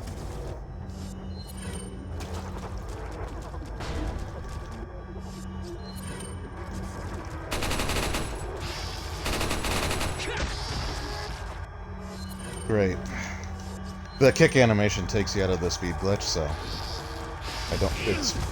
oh my god. These things are being way more, like, these things are way more aggro than what I'm used to. Also, you were behind me. How the heck? I don't know why I did the speed glitch there.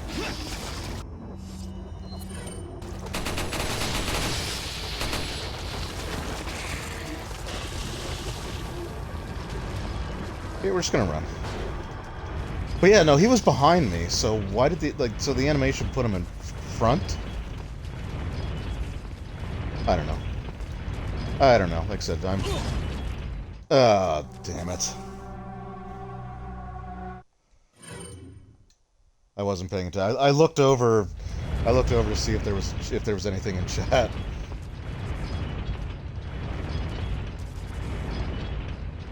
And I shouldn't have done that.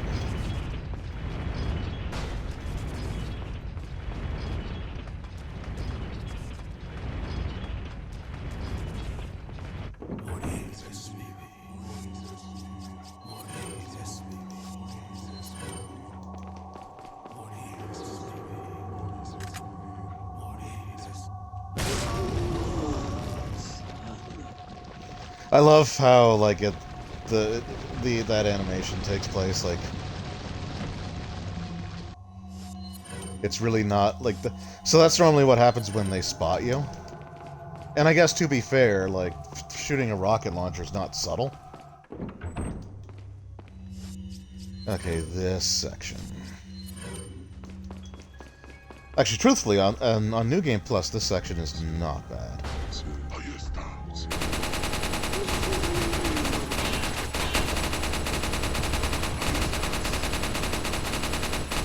I don't think I can kill that guy at this point, so we're just going to... I wasted some time there for sure, but that's fine.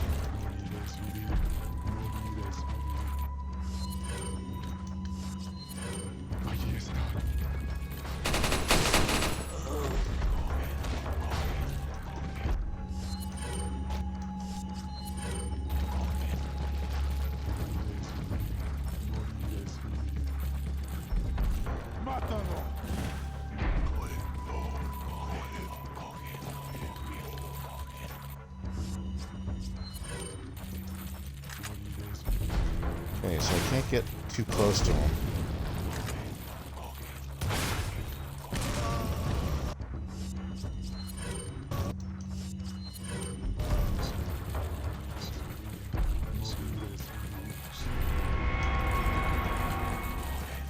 Nope, not worried about you.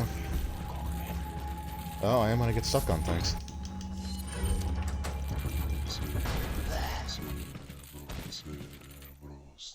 Alright, here comes one of the most complicated puzzles in Resident Evil history.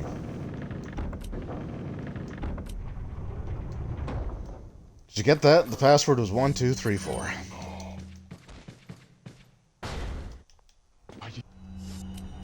No.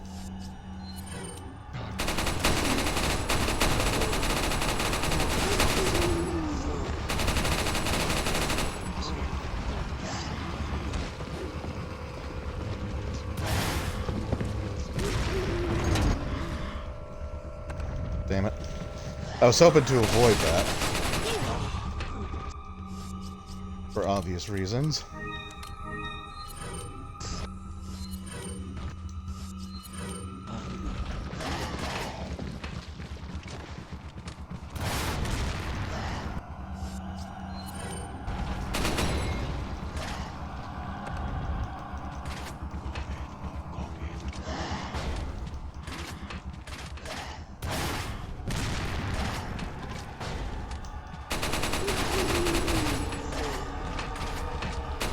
Alright, so this section could get a little dicey with these guys still alive.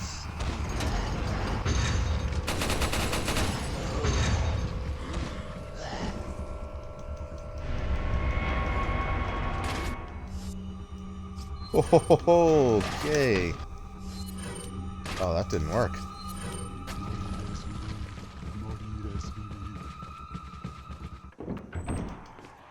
Alright, we're good.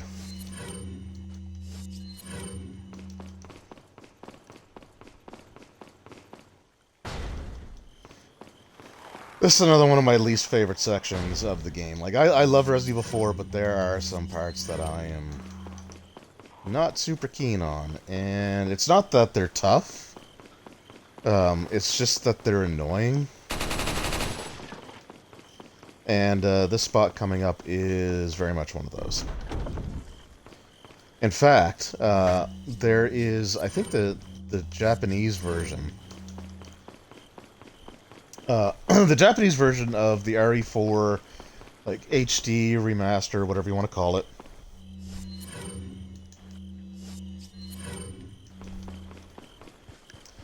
It has what's called an easy mode. And the North American version does not have an easy mode. And what the easy mode does, whoops, is it removes certain sections of the game.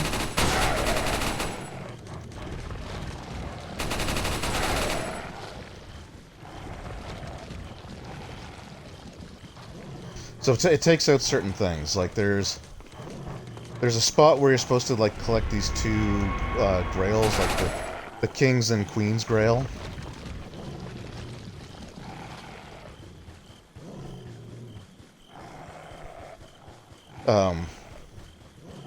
But the King's Grail has the sequence where, and we're gonna see it, but it has the sequence where you're locked in a small room with Ganado like suits of armor with the parasites in them. Whoa. Okay, what is going on? This is strange. There's always normally just 3 dogs there. The one that first jumps out, the one that comes from the right side, and then the one that comes down the stairs. I've never had 4. I don't know why. Like, once there's, like, video evidence,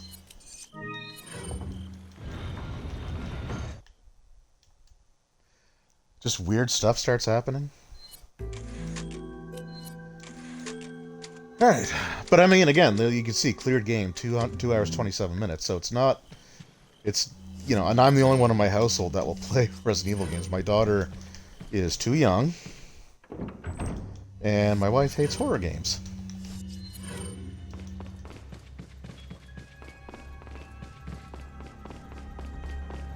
Like, she hates them with a passion. She does not like being scared. Oh, you son of a... Come on. I've never had this kind of... There. Like, with the Chicago typewriter. Just, I don't know. Again, video evidence. I have the clear time. I got the file. you know, my conscience is clear. Like, I know what I'm capable of.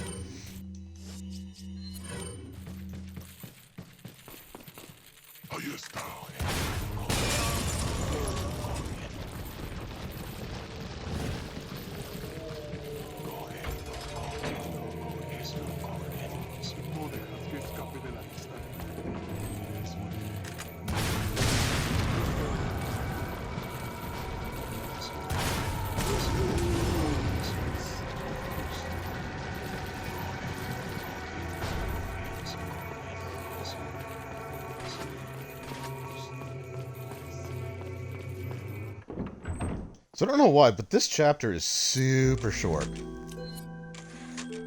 So it was at 47 minutes 11 seconds, and we're at 48:59, and that's with screw-ups, right? Like, that's just a really short chapter. To this day, like, I don't know why they went with. I don't know why they went with that, but anyway, I'll help you, Ashley. Don't worry.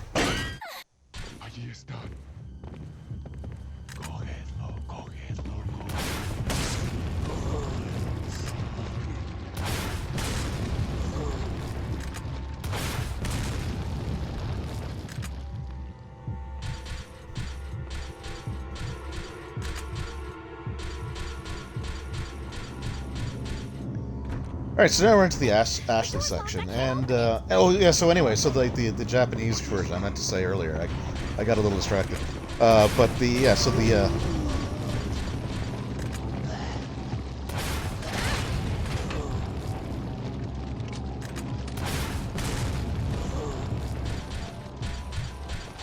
So the easy mode of Japanese, so it takes out one of those grails, and you don't go through the hedge maze at all.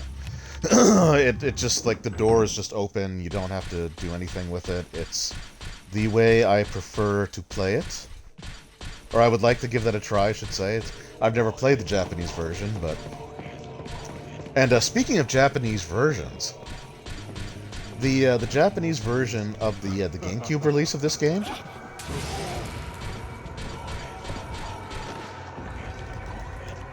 the Japanese version of the GameCube release... the Ashley section actually had fixed camera angles.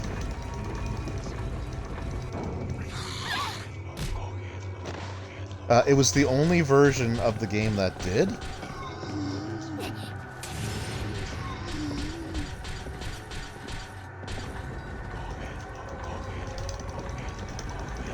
And I'm glad that the North American version didn't have that. You can grab me if you want. Thank you. I'm glad that the North American version didn't have that, because I'm not good at the fixed camera angle games.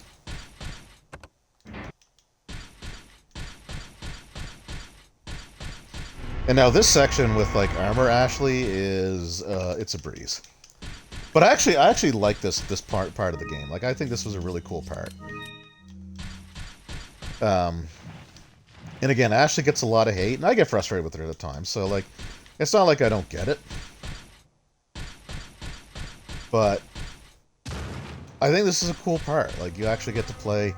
Like, this is... I mean, Resident Evil 4 is the beginning of, like, the action trilogy.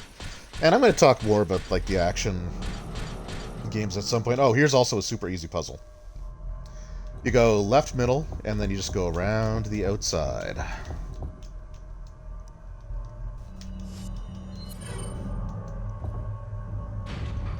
And that's it. Yeah, so I'll talk more about, like, the action games. Because I know that a lot of people aren't huge fans of the action trilogy, but I have no problem with them. I like all three games. Also, when Ashley's wearing the armor, it's better not to pass these. Just let the axe hit you. It can't do any damage, but if Ashley succeeds at the QuickTime event, she falls on her butt. And it takes her a minute, or not a minute, but it takes her a few seconds to actually stand up. Here, I'll do it here, just so you can see, right? So, like, she falls down, it takes her a few seconds to get up, but if she just takes the hit, which you can only do when you're wearing the armor, But if you just take the hit, then you're fine. And she'll just, like, she has a little bit of a stun animation, but that's about it.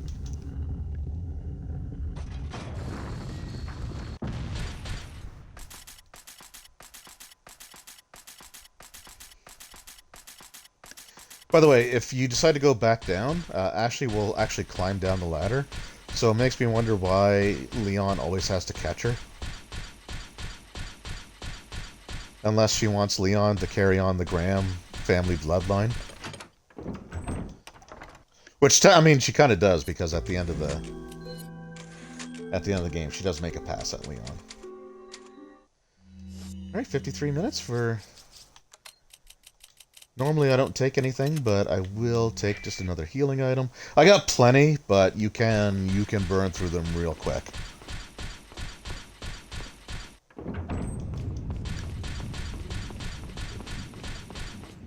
Wait here.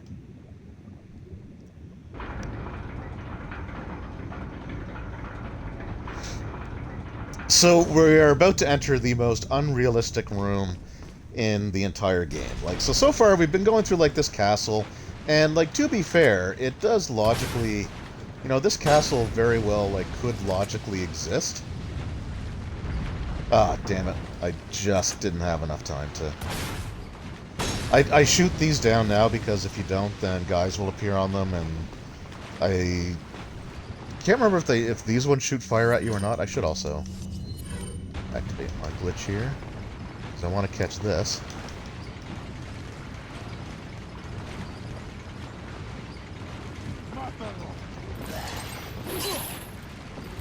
Oh, you jerk. That's fine.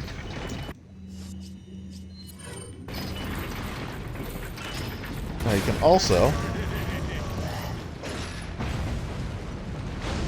also shoot that down with the rocket launcher as it's lowering. Because normally that one... So maybe the other ones don't breathe fire, but they do... I should have the speed glitch activated here, but... so yeah, they don't normally breathe fire, but I think they have guys with crossbows on them, and they are annoying.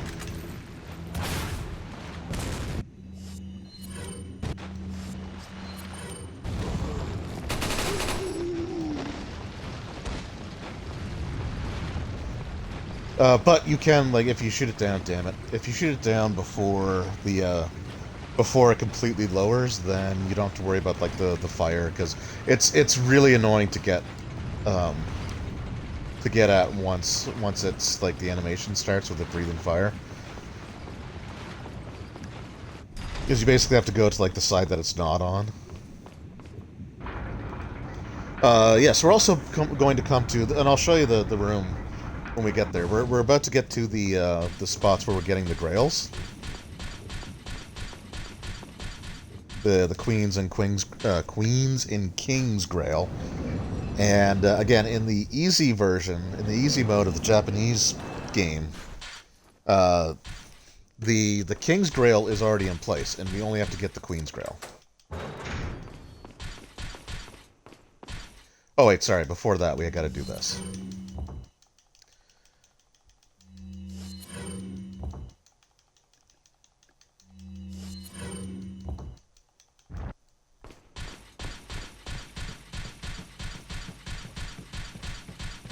Because yeah, so we come through here. We took this, like, carriage or cart or whatever you want to call it to get to this spot, and then we take a cart to go to another spot. Like, I don't know, it's weird. Also, how big is this frickin' castle?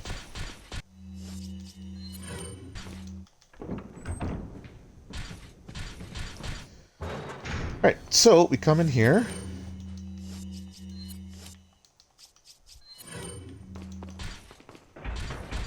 Wait. And also, when you have the glitch active, your animation for pushing is faster than the actual item, so you actually, like, phase through it. You will continue to push, though, which is interesting.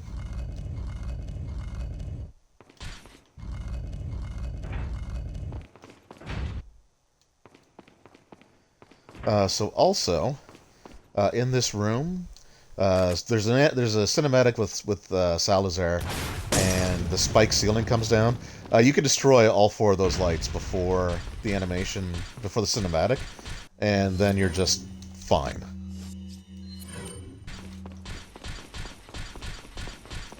Also, I did say that Ashley was invincible when she's wearing the plate armor. This is the one exception. She will still die here.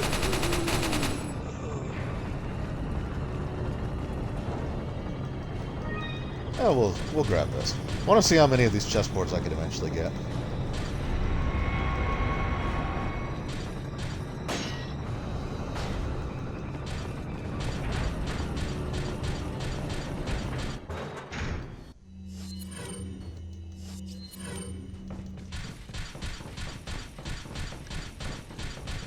So this is the spot that Wait.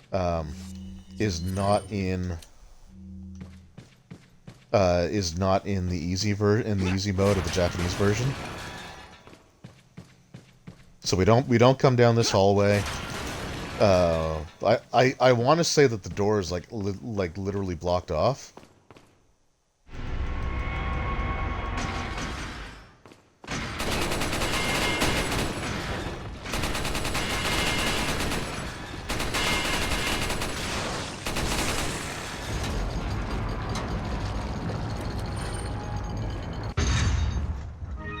So, I mean, truthfully, once you've got, like, the New Game Plus and you've got, like, the infinite ammo items, this section really isn't that bad.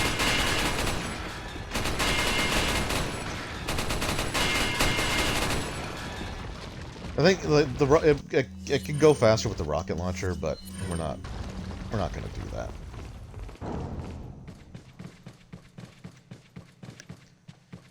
Follow me.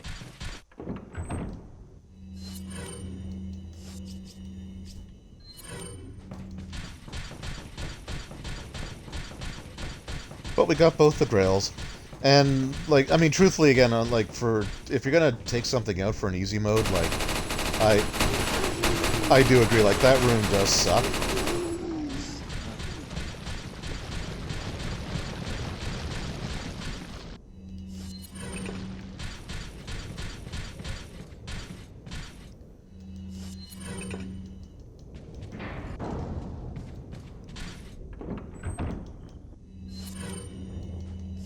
And we are about to say goodbye to Ashley again for a while.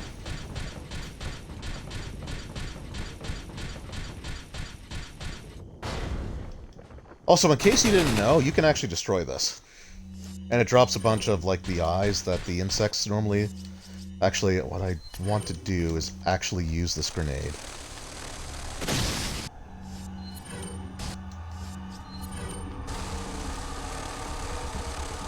And see, that didn't even stop all of them.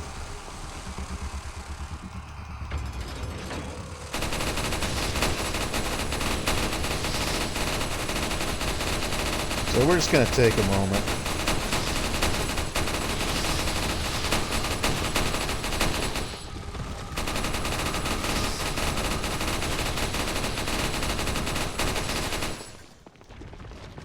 There.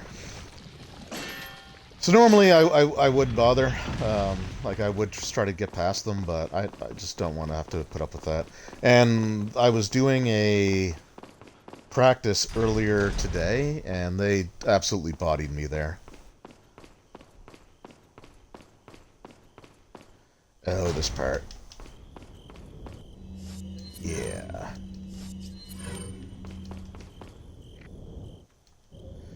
Ah, oh, damn it. Okay.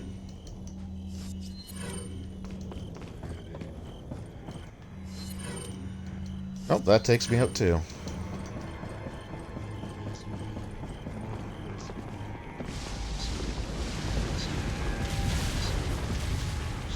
And that definitely... I'm sorry, but like first shot with a catapult when somebody's going around a corner, I don't. I'm declaring shenanigans. Shenanigans have been declared. Where are you guys? Right. There we go. So also, I just learned recently that you can actually get. Also, why am I not in the? You can actually get all three of the. Whoops. Uh, trying to do any sort of commentary while focusing on this is just not going super well. um, and when I've done my other runs, obviously I haven't been talking to anyone because I mean, to be fair, my wife doesn't care.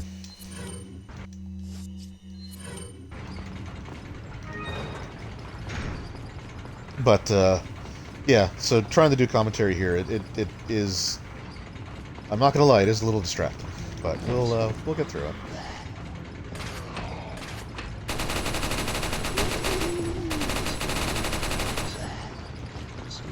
Where the hell did the other one come from?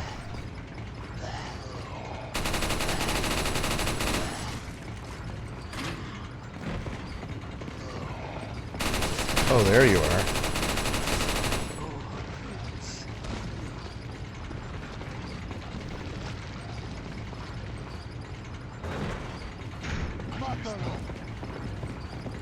This is unskippable. I think it also...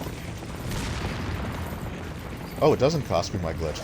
I wish I knew what it was about certain cinematics that do, or cutscenes that do, and other cutscenes that don't.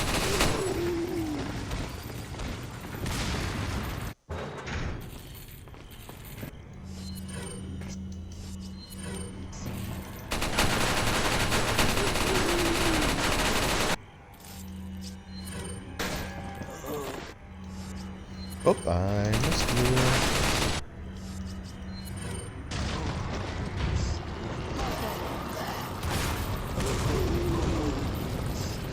See, because that cutscene does take you out of it. Also, with this one here, don't hit the guy directly.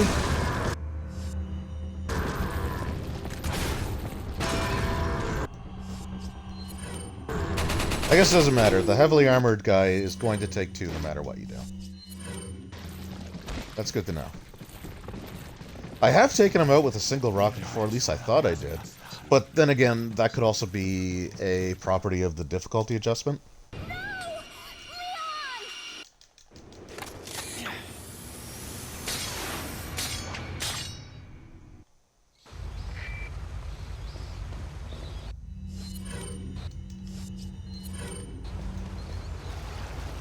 Yeah, I'll take the crown.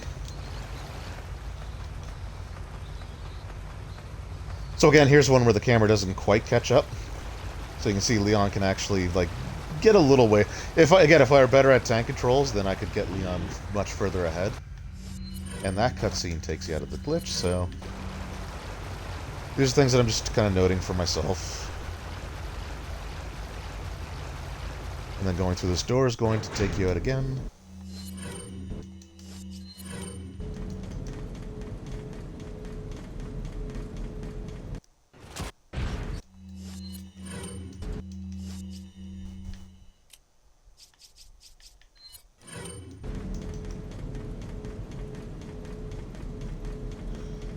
So this part's kind of annoying because the QuickTime events. Yeah, okay. I wanted to see if I could avoid having to actually do it.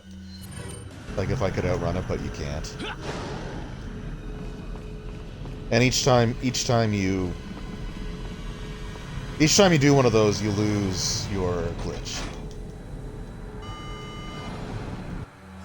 So we're just going to equip that again, and we're just going to do that, and that.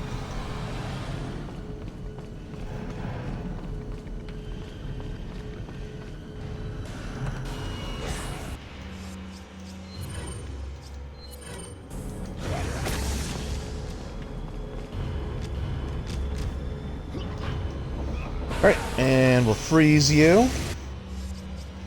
And then we're going to rocket you.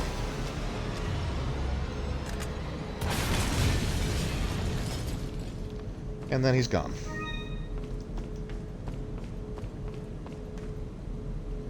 And there's going to be a cutscene that plays there, so that's why I didn't even try to...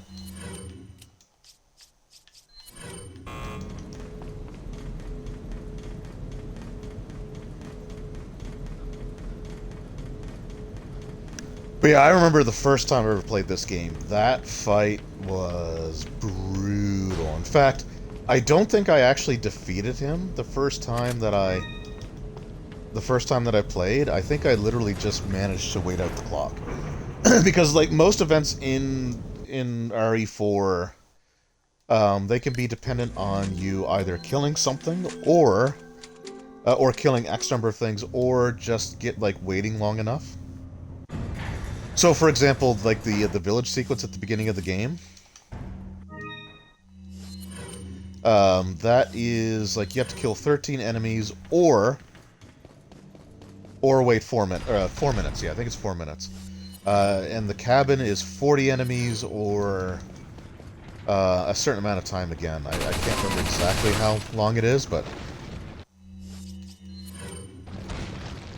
Also, we're going to get to my favorite part of attempting a speedrun here, and the whole reason that I felt confident enough to even try.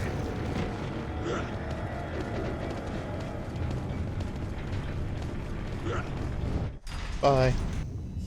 So this room, I freaking love this room. So this is normally, when you walk towards those double doors, two of the El Gigantes will emerge and you have to fight them. And you can drop one of them. You can drop one of them into a pit of molten metal. Or, with this glitch, what we do is we have to use the zipline once, and then we gotta come back here as fast as we can, and then that might have been too slow. Nope, we're good. And then the second time you use the zipline, it starts you from wherever the zipline is. I could have done that a little faster if I didn't take time to explain it. But yeah, you can actually get out of bounds on your second attempt. And you can bypass that fight altogether. And like I said, I'm not a speedrunner, but I don't mind. I think it's fun. I think it'd be fun to try to learn. And for me, that was like one of the first major things. Like, okay, I need to be able to do this.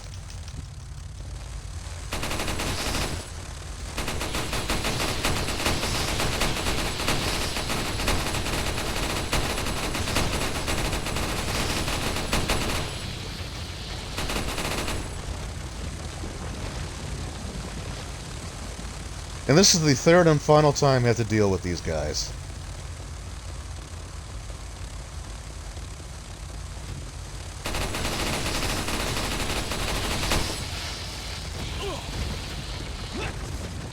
And I was too slow there. You know what? Just because I'm still learning. But we're just gonna go ahead and kill all those guys off.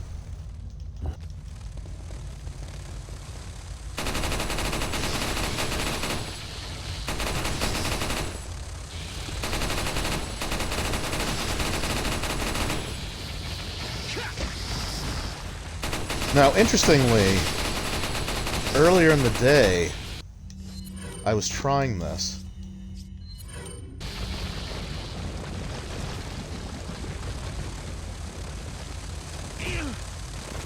I knew you were going to grab me.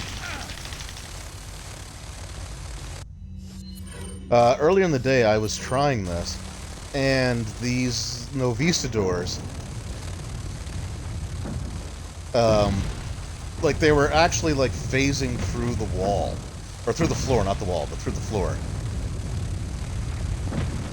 Also, with the Ditman glitch on, you can actually outrun all three of these.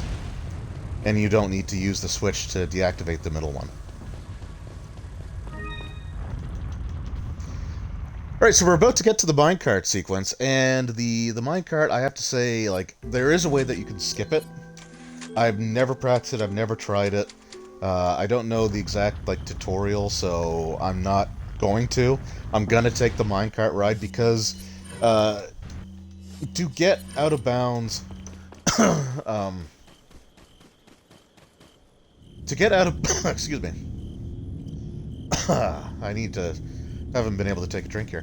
But to get out of bounds on consoles is different and more precise than trying to get out of bounds on the PC version. So on the PC version,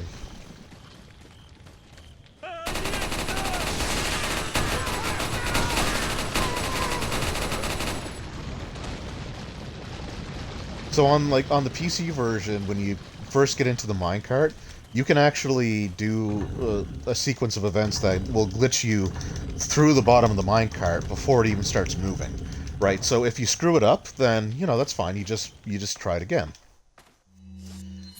In this one though, on consoles, you don't have that luxury. Like, there's only one specific part where you can.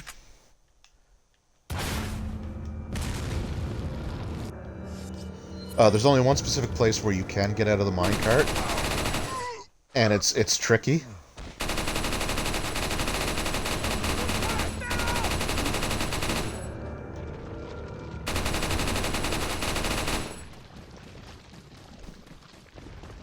So, like I said, I'm not gonna try it because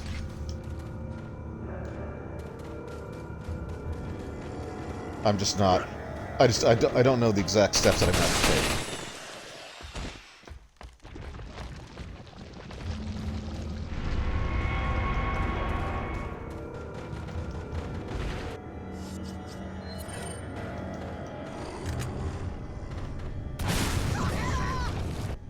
Nope, that was useless, so we're just gonna jump out.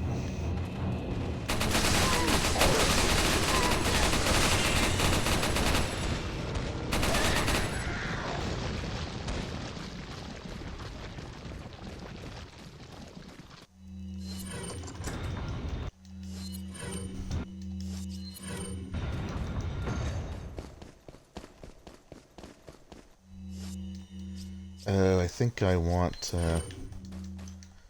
I do want, yeah, okay, I want a flash grenade here because there's going to be two, like, plagas that are a pain to deal with. They basically, they're like the facehugger stage of the lost plagas.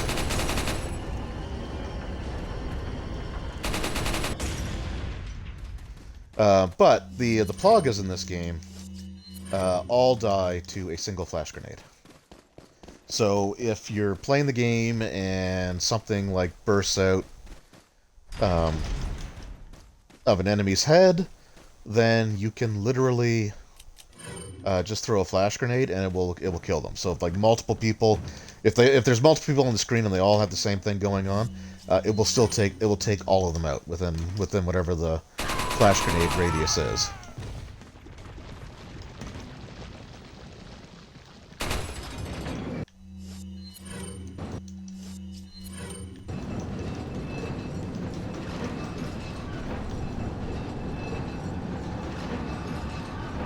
So I think this is the spot, like, we just passed the spot where you normally would try to, you do the glitch that will get you out of bounds, but I don't even know the path to take when we get there, so it is definitely a time loss. It is something that I absolutely want to learn how to, like, get out of bounds and bypass the minecart.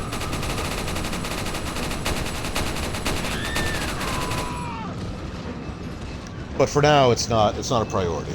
I just want to get comfortable with, like, just getting through the castle and the island.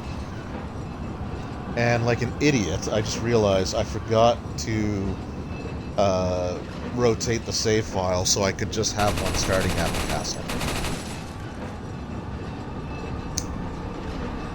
Fantastic.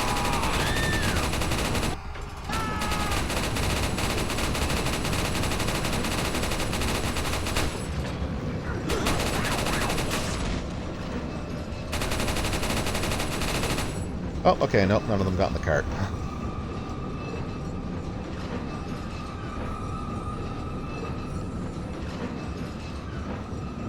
I mean, this is a cool sequence. Like, I do remember, like, as a... when I was playing this, like, on the GameCube days, I actually thought this was, like, a really cool, like, sort of tense sequence.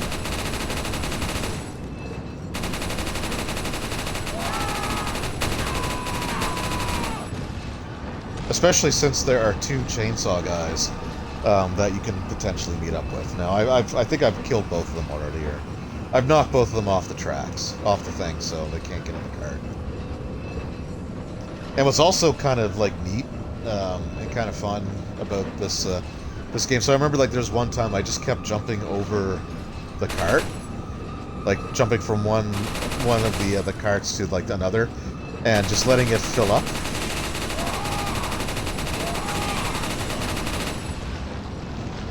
Because once you reach the point like we're about to get to right here, once you get to this part, everybody stops. Like, the AI just stops. Like, all the guys will just stand in place. You can no longer jump over. You can no longer jump over, like, from one cart to another. Your bullets go in, like, wonky positions, so it's just kind of fun to fill the cart up and then just have everybody stop.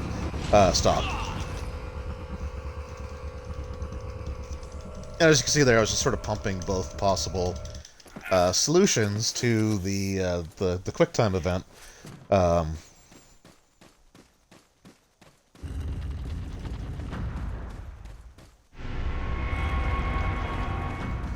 Just towards the end there, I prefer to do it that way instead of waiting for it to show up on screen.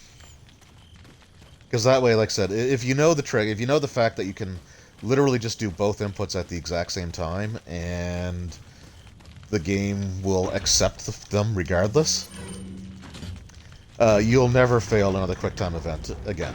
All you need to know is when they take place, and once you know that information, you're good. So what are we at? 1 hour and 35? Really? Holy crap. This is actually going really well. Looking back, I have to say I'm kind of glad that I reset at the 45-minute mark. Because like, this is a... Oh yeah, by the way, that animation also takes you out of the glitch, so I want to get back into it. I'm going to have my weapon out because there's lots of dudes here and I just want to take them out. Again, you can bypass them, you can try to, like, you know, ignore them. I'm not comfortable enough doing that yet.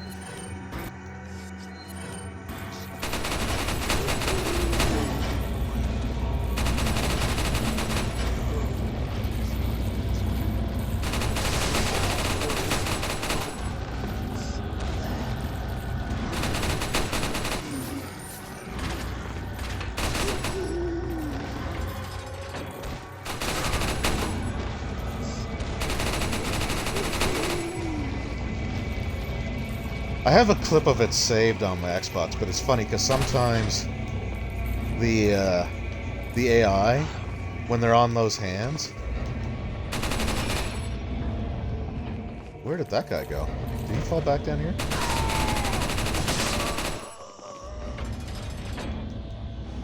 Sometimes the AI, if they're just standing on those hands and they can't go anywhere, they will, like, literally just, they'll literally just twirl in place.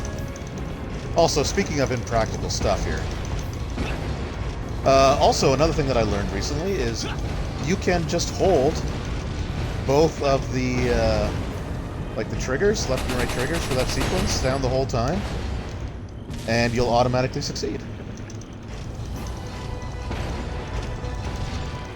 And going across, and yep, there we go.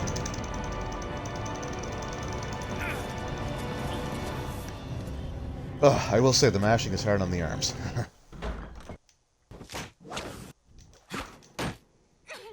That cutscene got me when I first played this game. Like, 100%. And my friend Kamikaze Kid, he was there with me. Like, we actually, the first time I went through this game, he and I went through it together.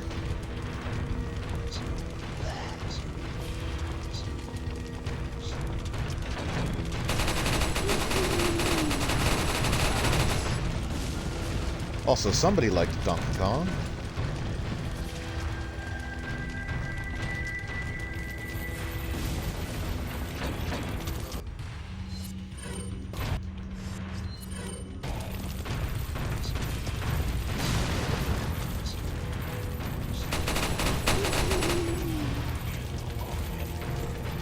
Okay, that.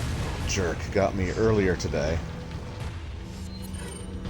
Also, I don't know what happened to that, but we're just going to go back into it here.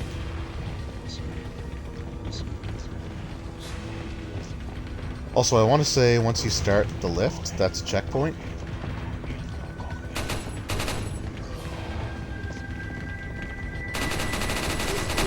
No, I see you there. And I see you there.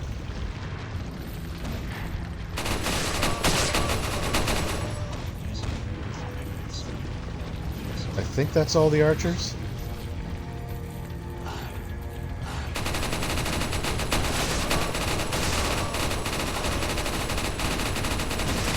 And we're just gonna rapid fire through all this. If two enemies are on the thing and alive at the same time, it will cause the cart to stop.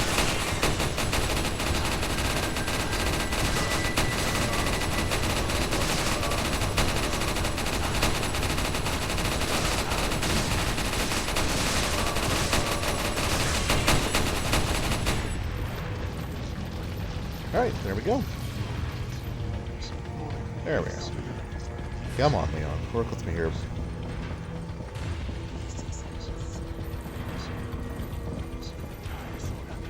You can also still hear the guys, like, down below. They can't do anything to you, as far as I know. I mean, I've never waited around to see if they show up, but... Anyway, we're about to take on our boy, Salazar. And this is another one of those boss fights that I remember when I played this, like, the first time. I was like, whoa. It was pretty brutal not knowing... Don't really want the rifle ammo, but okay. Like, not really knowing what to do.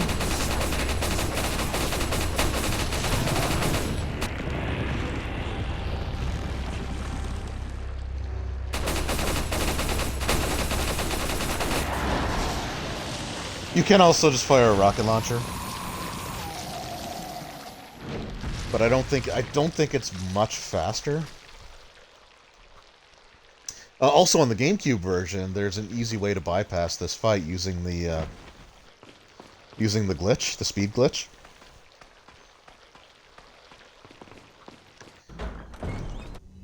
Where you get to like a very specific spot,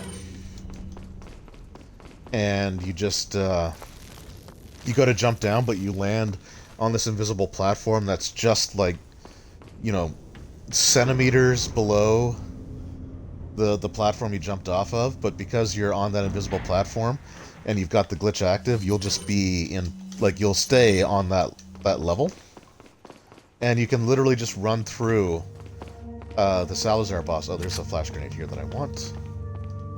You can literally run through the Salazar boss, and you don't have to fight him. Again, I think it's a little different to try to do that on the HD versions. Now on the computer, it's not. I think it's a little bit easier because you can change the frame rate.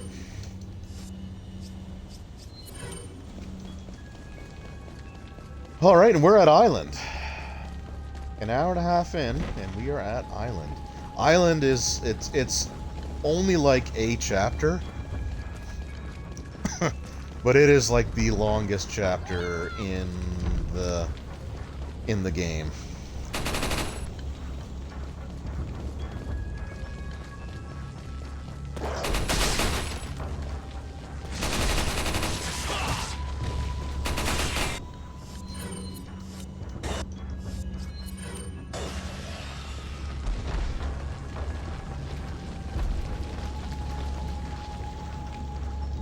Okay, so I think the backside of the left side spiky thing kind of lines up with the...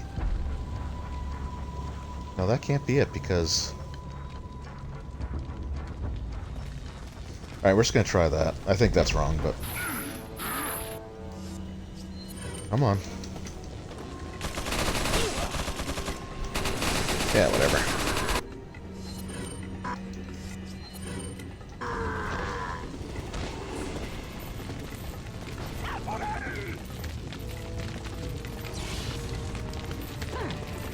So this is the section that I sort of have the least amount of practice on. Oh, come on.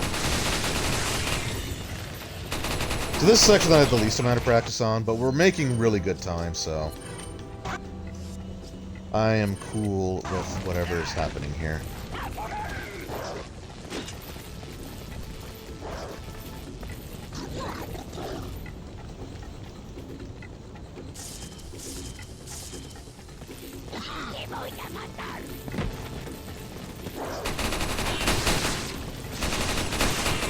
Come on. I feel like those are spawning way more than they statistically should.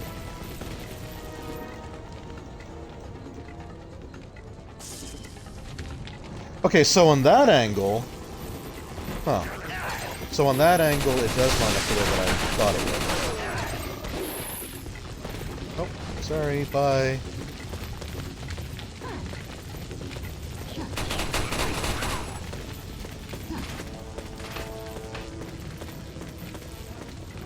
Oh, so this guy's gonna point? Yeah, he's gonna point. Okay, cool. Alright.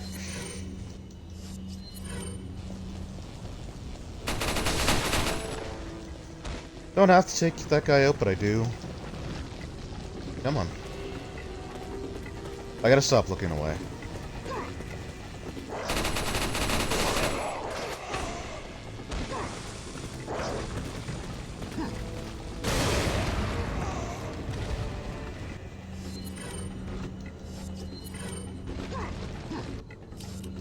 Did that work? Okay, yeah, that worked. It felt like it didn't work for a second there.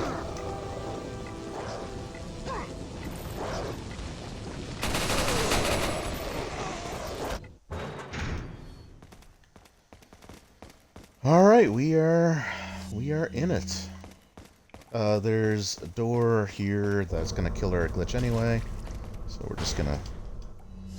Now...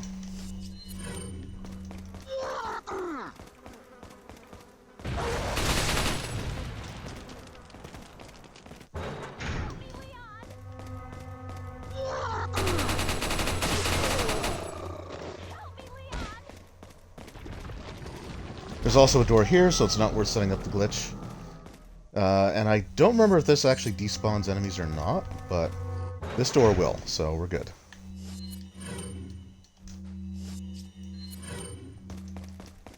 Now here's a fun section. This is also where we're going to meet...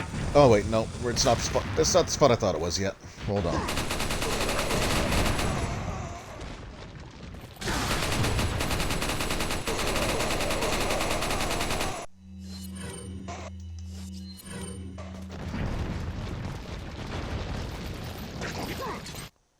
Yeah, I saw you there.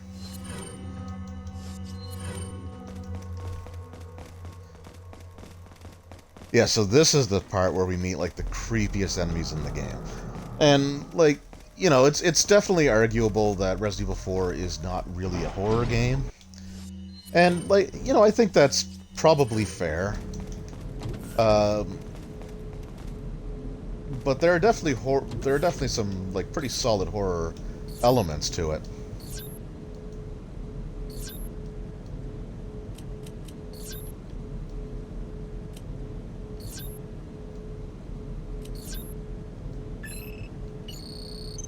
But these enemies that we're about to see here, the regenerators, these things are like the stuff of nightmares.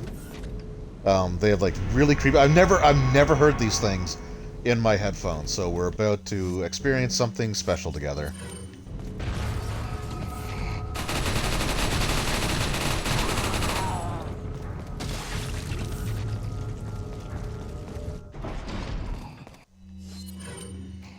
Oh, it's unsettling.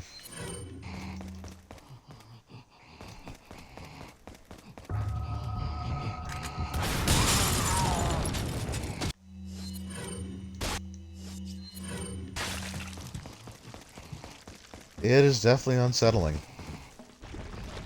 Whoops, where am I going? I gotta go through here, right. There we go.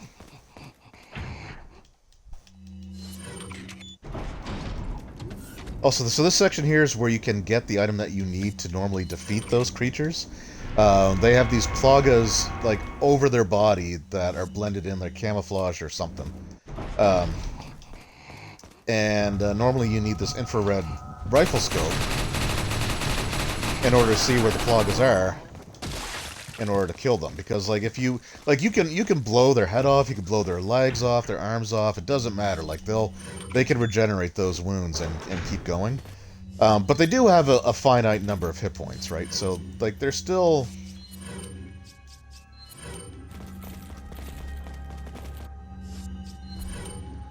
Yeah, this is the one I want. They still have, like, a set number of hit points. Actually, what? Nope, I don't want to... This wasn't the room that I thought it was, so... Okay, here we want... And again, we can probably just ignore everybody here, but we're just going to go through and take them all out. I'm going to grab that. I'm going to go through here.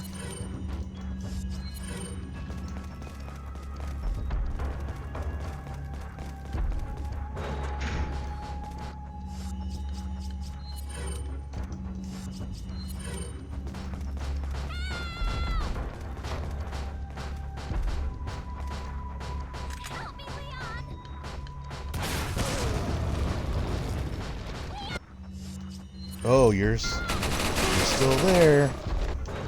Oh, you're dead. This is the room that I was thinking of.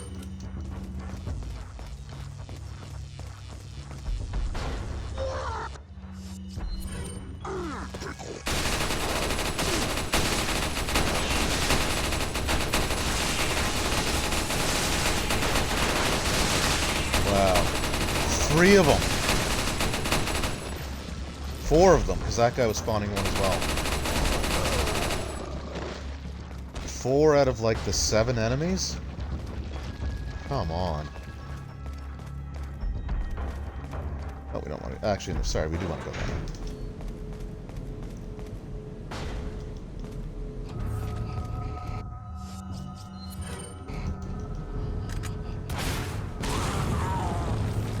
And these are the Iron Maidens. You didn't get a good look at it there, but we will see a couple later on that we'll take care of.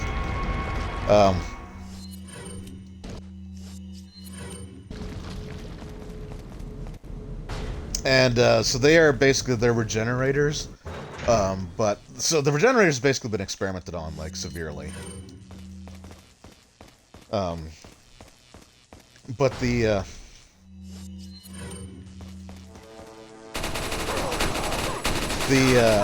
Iron Maidens, they have, like, sea urchin genes embedded into them somehow. I'm not entirely sure how, like, these Ganados are conducting genetic experiments. I think it is actually explained in a document, but I haven't read those in a while, and we're not going to here today because we're trying to go fast. Alright, so 2 hours? Jeez, this is going pretty good. The worst parts of, like, the run are still, like, they're still to come. We're not out of the woods yet.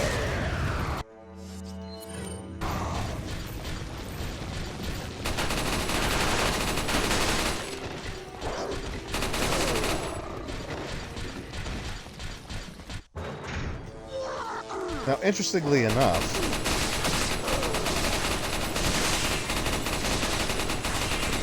two out of the 3, holy crap.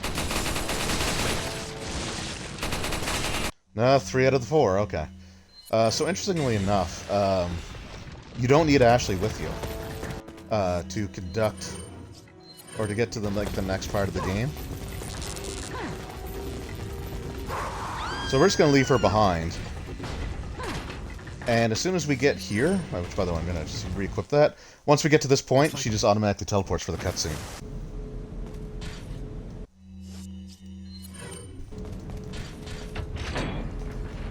So here's an Iron Maiden. So it's basically regenerated with, like, a creepy, like, 3-mouthed head.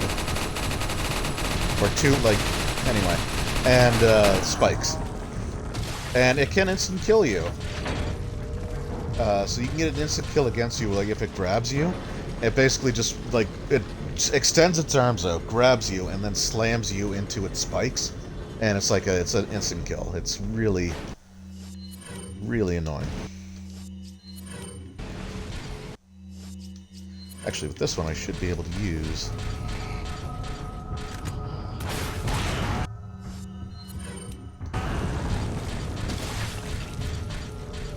Now, the Iron Maidens drop a lot more money. So, like, the regular regenerators drop, like, 5,000 gold. And you can use the gold to, like, upgrade your equipment and stuff like that. Oh, this section.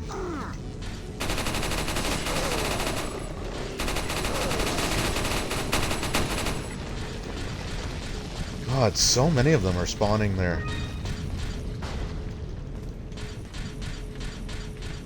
Wait. Okay, so if Ashley stays up there, I think there's a cutscene here where when Ashley points out the wrecking ball. Follow me. Never mind, they just get triggered no matter what.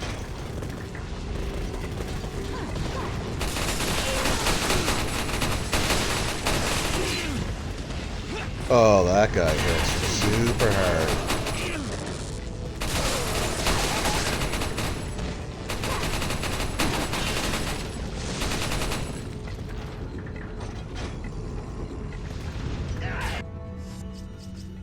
We're gonna heal up.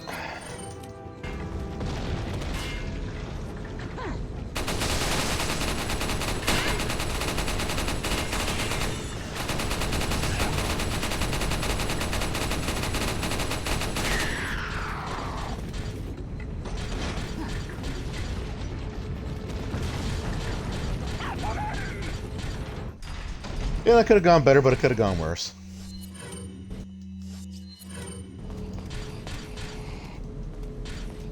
This one's going to be right there.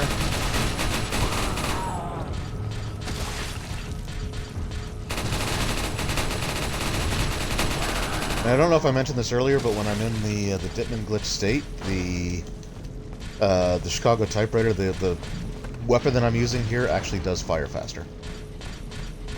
Now, if I were smart, I would have just left Ashley there, but that's fine.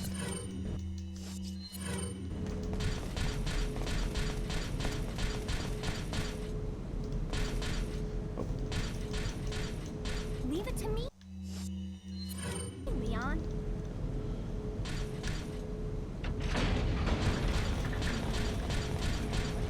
I mean, Leon absolutely could have just crawled under that himself, but Leon's too much of a badass to crawl. I mean, he won't even use ladders. Leave it to me, Leon. Alright, so here's another fun section. Whoops.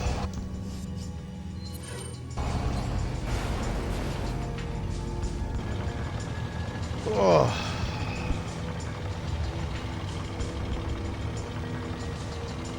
Also love how when you're in motion, Leon's scarf will it's like it's being carried by the wind, so it's just like sticking straight out. It's kind of funny.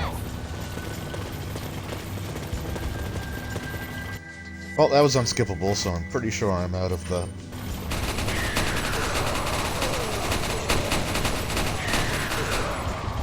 Also, somebody keeps getting, stuck there.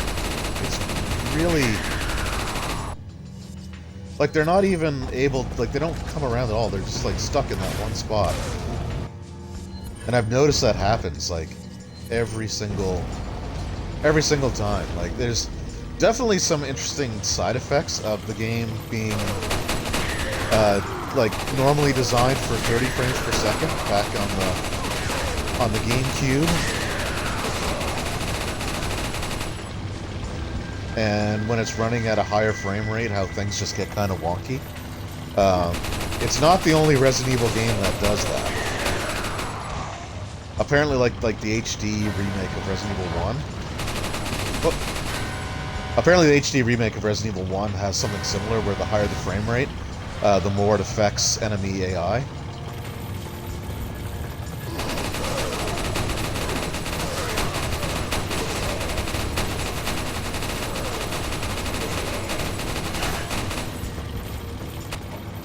Really? Well, you're gonna get taken by the truck, so I'm gonna let you live.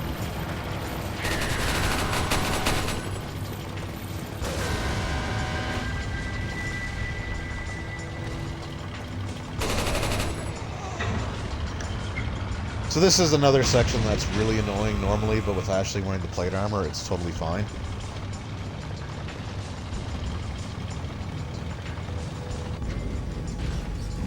I'm leaving it to you. Yep, you sure are. As opposed to... So, like, this ladder doesn't affect me. Maybe it's the ladders that you can actually, like, knock down.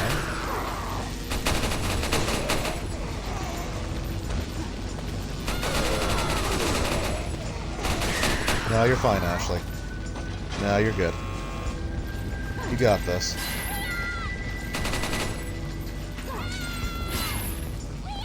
Yeah. He thinks he's helping. Or he thinks he's useful.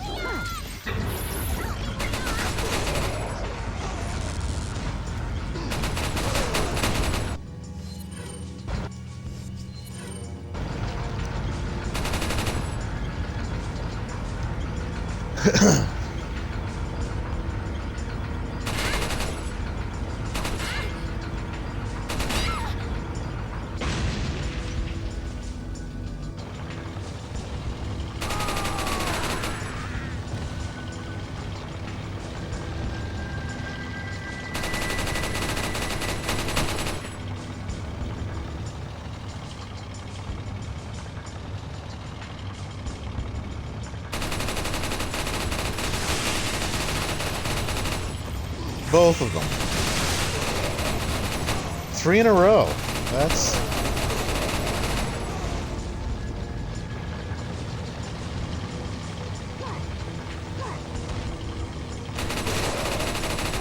It's interesting what the difficulty adjustments can sort of do in this game. I want to say that, like, the higher the difficulty level is that you're currently at, the more likely it is that they're going to spawn a Plaga.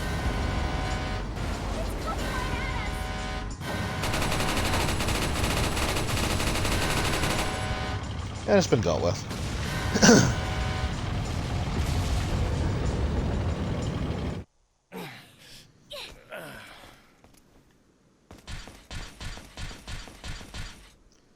And we're about to lose Ashley for basically the last time before we get to the end game. Like, we're actually... like, very close to the, very close to the end. We gotta be at the 2-hour mark now, right? I'm really surprised. I don't know how else to word it. I'm just surprised. Pleasantly.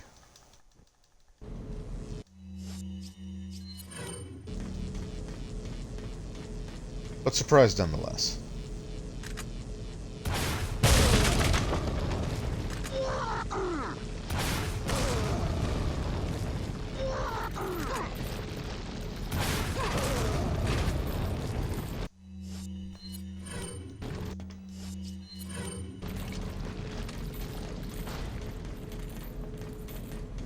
Oh, you're early.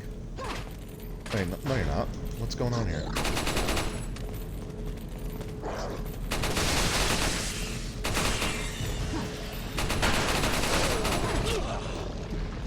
Oh, come on, buddy. Not cool, dude. Not cool. Alright, so here we come to the actual, like, unironically relaxing part of the speedrun. And again, I don't feel like I should really be calling this a speedrun. I don't know if it's fair to all the speedrunners out there who are absolute, like, masters of these things. But this is a long, unskippable cutscene chock full of QuickTime events. So I'm just mashing X and A and L and R at the same time, as you can hear in the microphone. That's all you gotta do. You probably don't have to mash, like, you can be more precise in the timing, but I like to mash just to make sure. Comrade. Krauser. I died in a crash 2 years ago. Is that what they told you? You're the one. Yeah, that's the official report. You got John quick, as expected. I mean, that's a logical leap, but alright. Where we come from.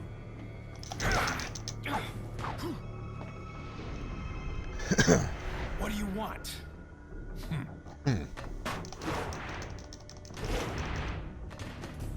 The sample Sadler developed, that's all.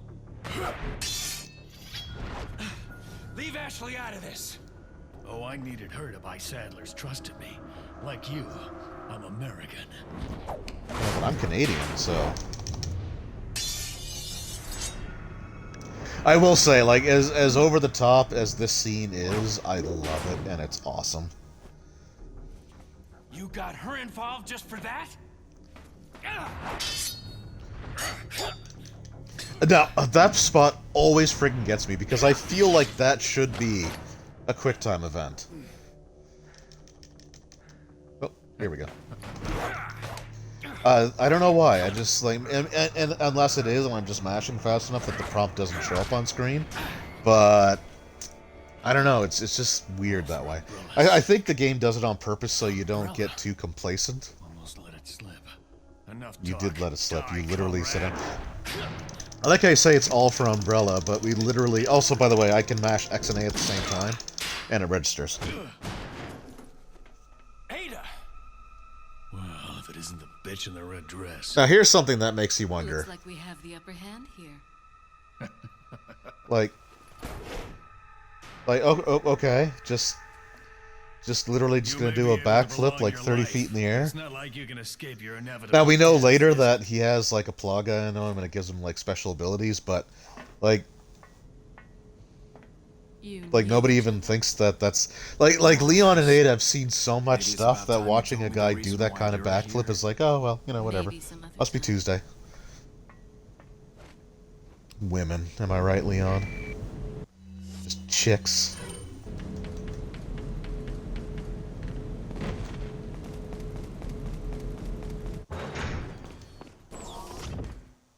Alright, now we're going to come to the Resident Evil live-action movie reference. Also, I'm pretty sure that the QuickTime events for this section are just always the triggers. So we're going to find out together here, because there's 4 of them. And all I'm doing is pulling the triggers. I'm not hitting X and A at all. Also, a little pro tip from this one here.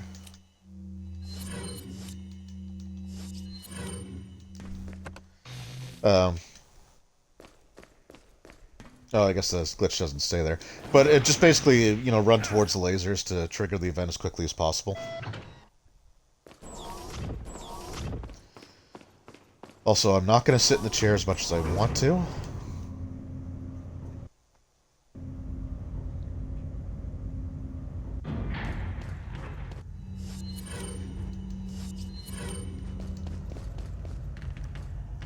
Now, this was a spot that was giving me trouble earlier today.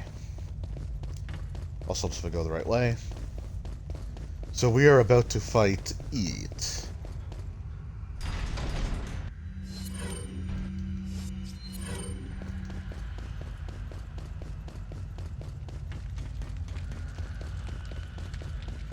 But...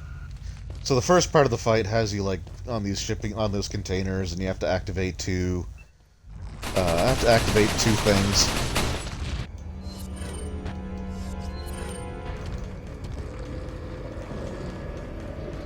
But the thing that, like, gets annoying about this fight is during this section, the creature U3 is up above you, and every single one of those, like, duck prompts takes you out of the glitch.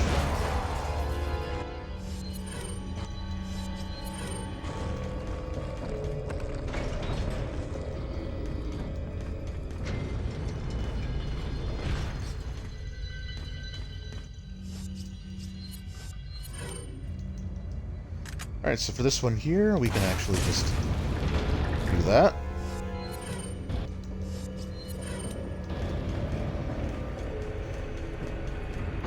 And we want to go this way. Do enough damage to get him to go away. Shoot that one up there.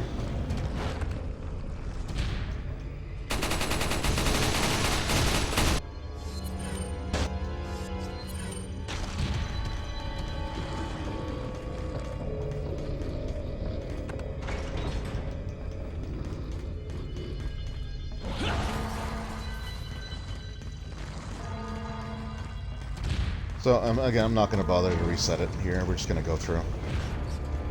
Alright, so this one, with this one, you can actually, again, use a rocket launcher.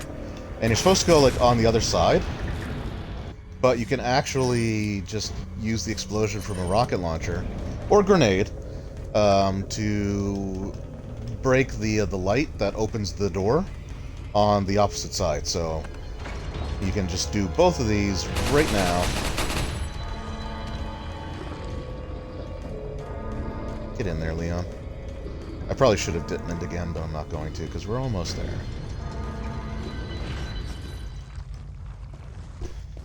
Alright, let's, we'll take that. Nope, I don't want the magnum ammo. Oh, we're just gonna do this.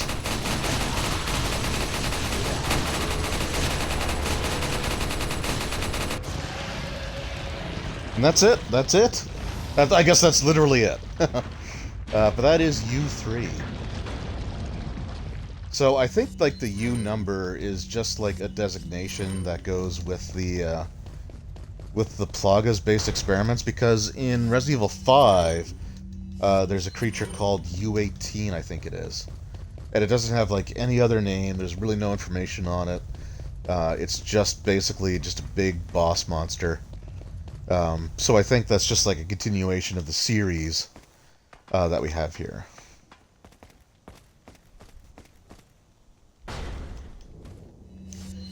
And this part. I said I do love this game, but the ending sequence is it tests you.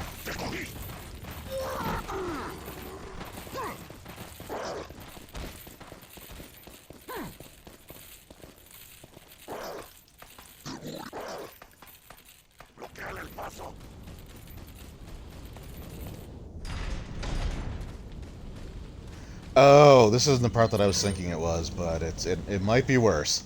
This is the Krauser fight. And I'm just gonna equip that again, because I'm gonna need you again super quickly. So there is a way to lock Krauser into like an infinite loop of like knife attacks. I haven't been able to do it yet.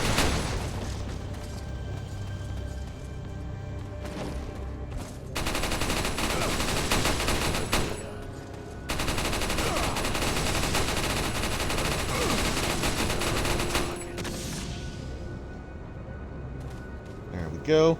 The flash grenade takes you out of the speed glitch. Also, you're going to see a shadow pop up here in a second. Really? No? Huh. Again, it's just one of those things, right? Like every time I've played this.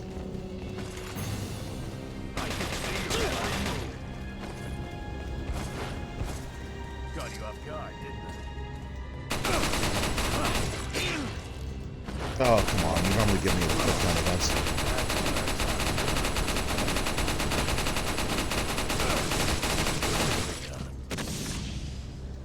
Yeah, normally he will duck behind that rock there.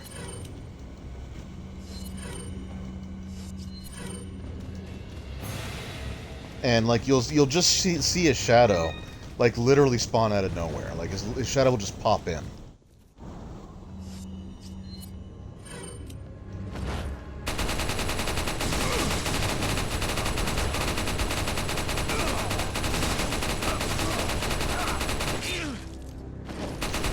Now, the knife is his main weakness. Again, I could be using that, but we're just gonna stick with what we got here.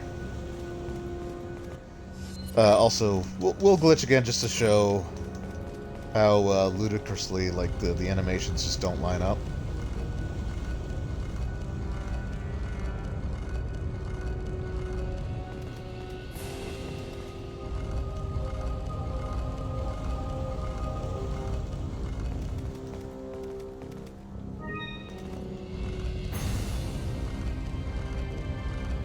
And I think as long as I'm pushing this, yeah, as long as I'm pushing that statue, and the plate gets activated, even if I'm ahead of it, it will actually like trigger like it worked. That's a part that I kind of like.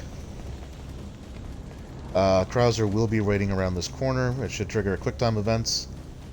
You're mine. Really? This is so weird.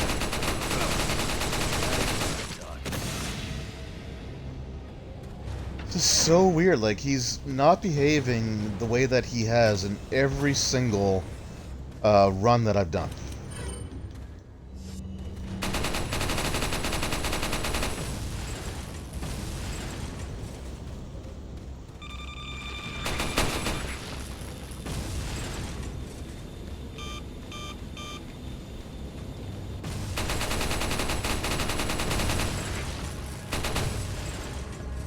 So also, he will not appear here. I'm just gonna let this go. Oh, I didn't actually mean to do that. Oh well. I was just holding the fire and aim buttons. I knew that was gonna happen. That's fine.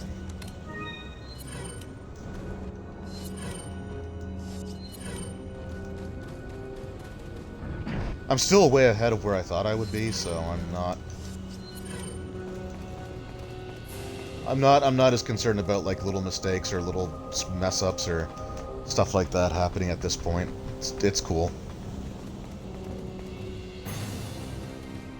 Oh.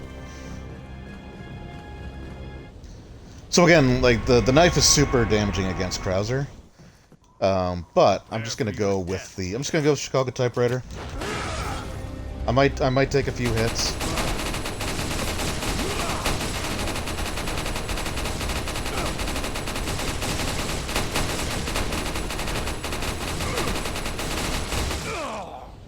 Nope, we got him. We had him stun locked.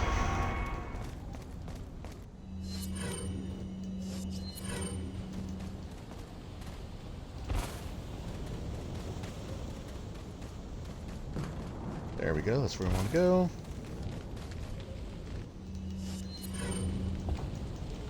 So there's only like one more like really annoying section of the game left to go through. Like the end of the game, the beginning of the game actually had some really cool atmosphere, so we're probably like 2 hours, 10 minutes? Oh, just 2 hours, okay. This part.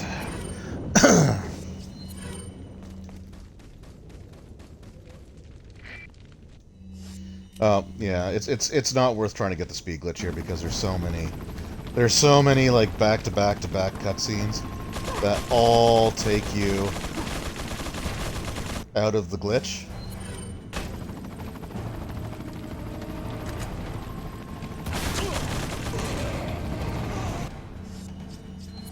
I mean, your good buddy Mike should be helping you here in the helicopter, but again, based on the difficulty adjustment of the game, he could just like take forever. Jesus.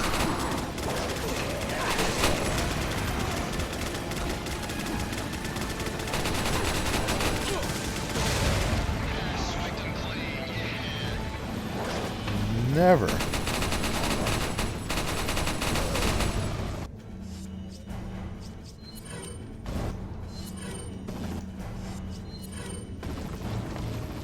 I don't know why, it feels like the difficulty adjustment is just broken in this game.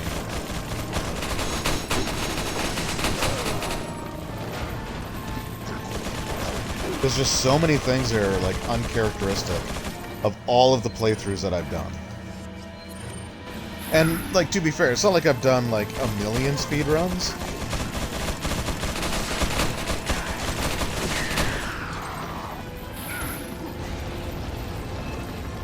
Oh, and we outrun the thing again.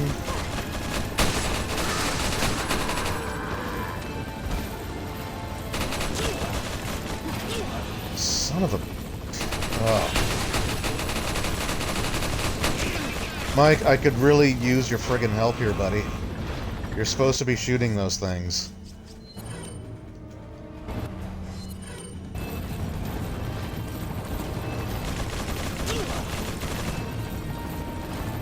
Mother. Okay.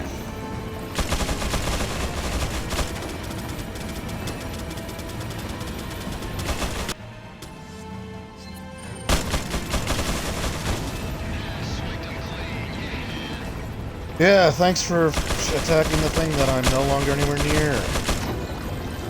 You're a big help.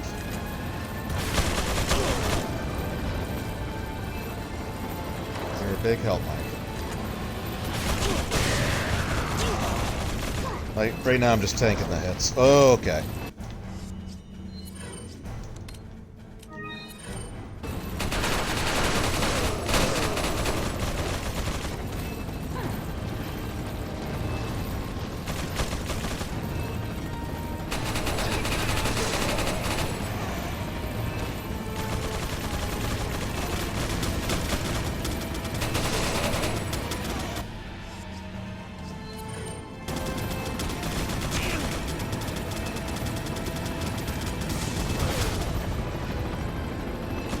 Oh, is that gonna cancel out? Okay. I was gonna say.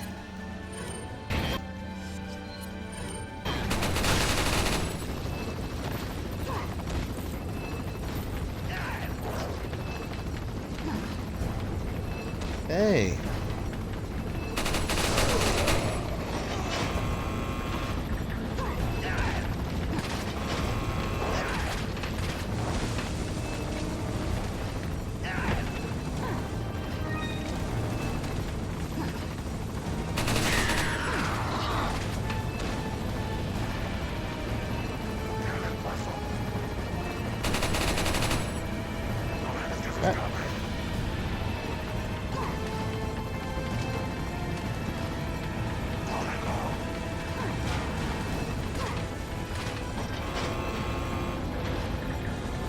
Alright.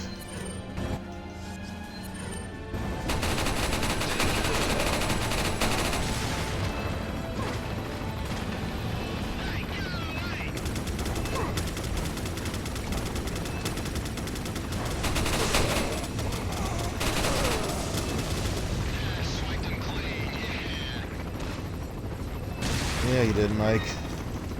Better late than never, my friend. So I think that was the last really annoying part of the game. So I want to say that we're more or less in the clear from here on out.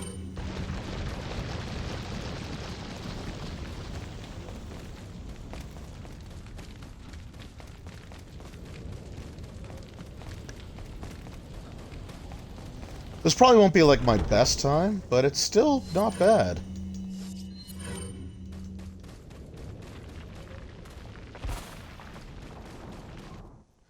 And here we find Ada.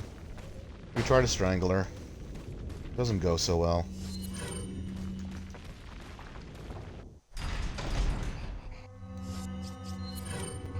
There's another regenerator here. We're just gonna deal with it. Oh, he didn't. Hey, buddy.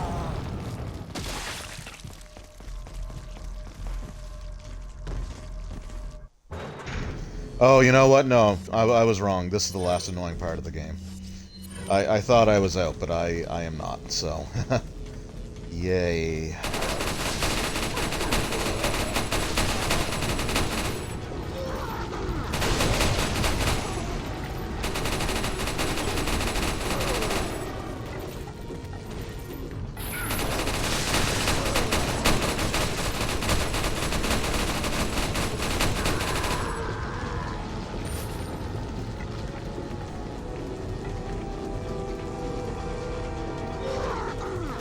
Okay, so now we got this guy here.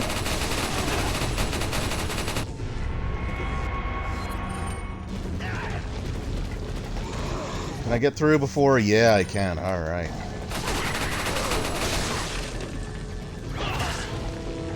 Oh, you... Come on. Come on. Oh, hey. Really? That's cheap. That was cheap.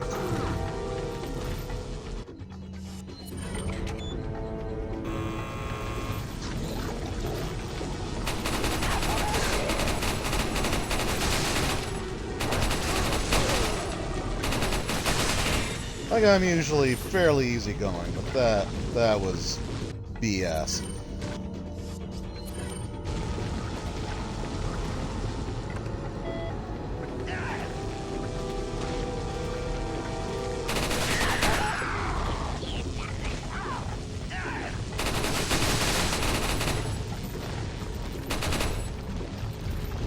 nobody else there? Okay.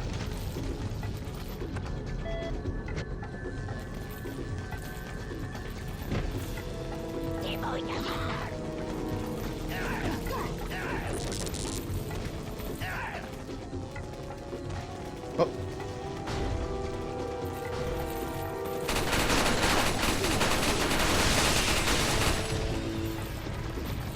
Alright, now we're past all the annoying parts.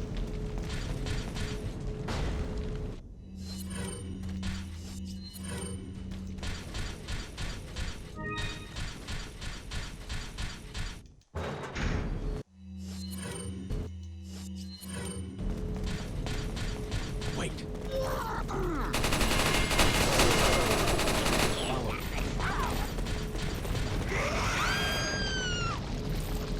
Of course she's dead. Come on, Ashley. Alright, so where are we at now? So 2:27:22 is my best time so far. And I'm pretty sure we're gonna beat that.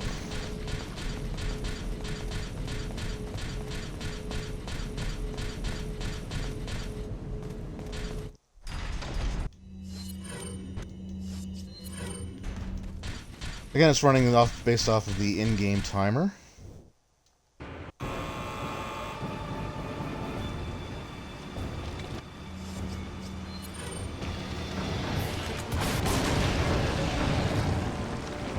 Uh-oh, I think I just glitched the rocket launcher, so it's not going to,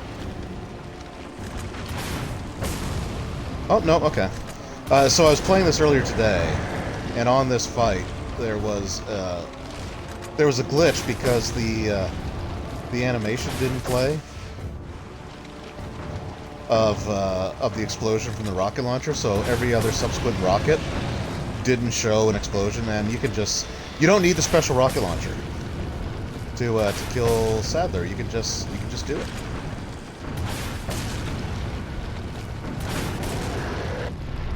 And that's it. He is dead. So it's really cool that you learn that you don't need the that you don't actually need the special rocket launcher. I never knew that. I never knew that.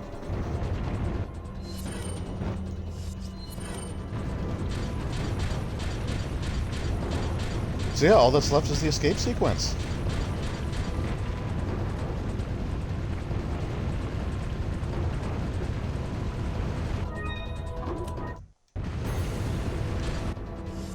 Okay, I'm gonna try this, but I don't know if it's gonna work or not. So there's a way you can get like a glitch that like Leon will just zoom away without like just by himself, not even on the ski-doo. And it's always hilarious to see, and it involves the Ditman glitch, but I've never been able to get it to work. But yeah, we're gonna be done here. I just don't do anything stupid myself.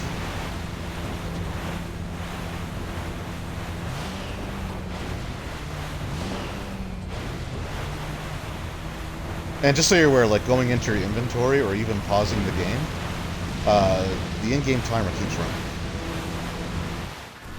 So there we go. That was Resident Evil 4 speedrun attempt. Amateur speedrun attempt.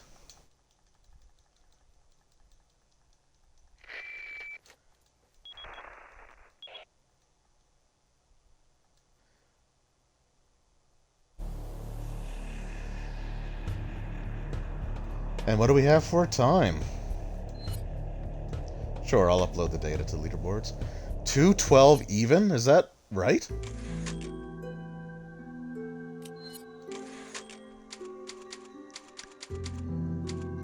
Holy crap, I knocked off like 15 minutes. Wow, okay, well. There we go. That was Resident Evil speedrun. Like I said, I'm glad that I reset. I wasn't sure if at the 45-minute mark of the first attempt that I should really bother. And I was worried because there were a couple times where I felt like I really should have reloaded from a checkpoint, but man, that I can't. That's insane. 15 minutes off my time. Well, I guess that's the benefit of practice. So, anyway, I just want to thank anyone who took all advantage of the opportunity to pop in while I was doing the stream. Sorry I couldn't pay attention to chat or acknowledge anyone specifically. I was just sort of focused on what I was doing. I will try this again. I'll probably do a few more Resident Evil Resident Evil 4 speedruns.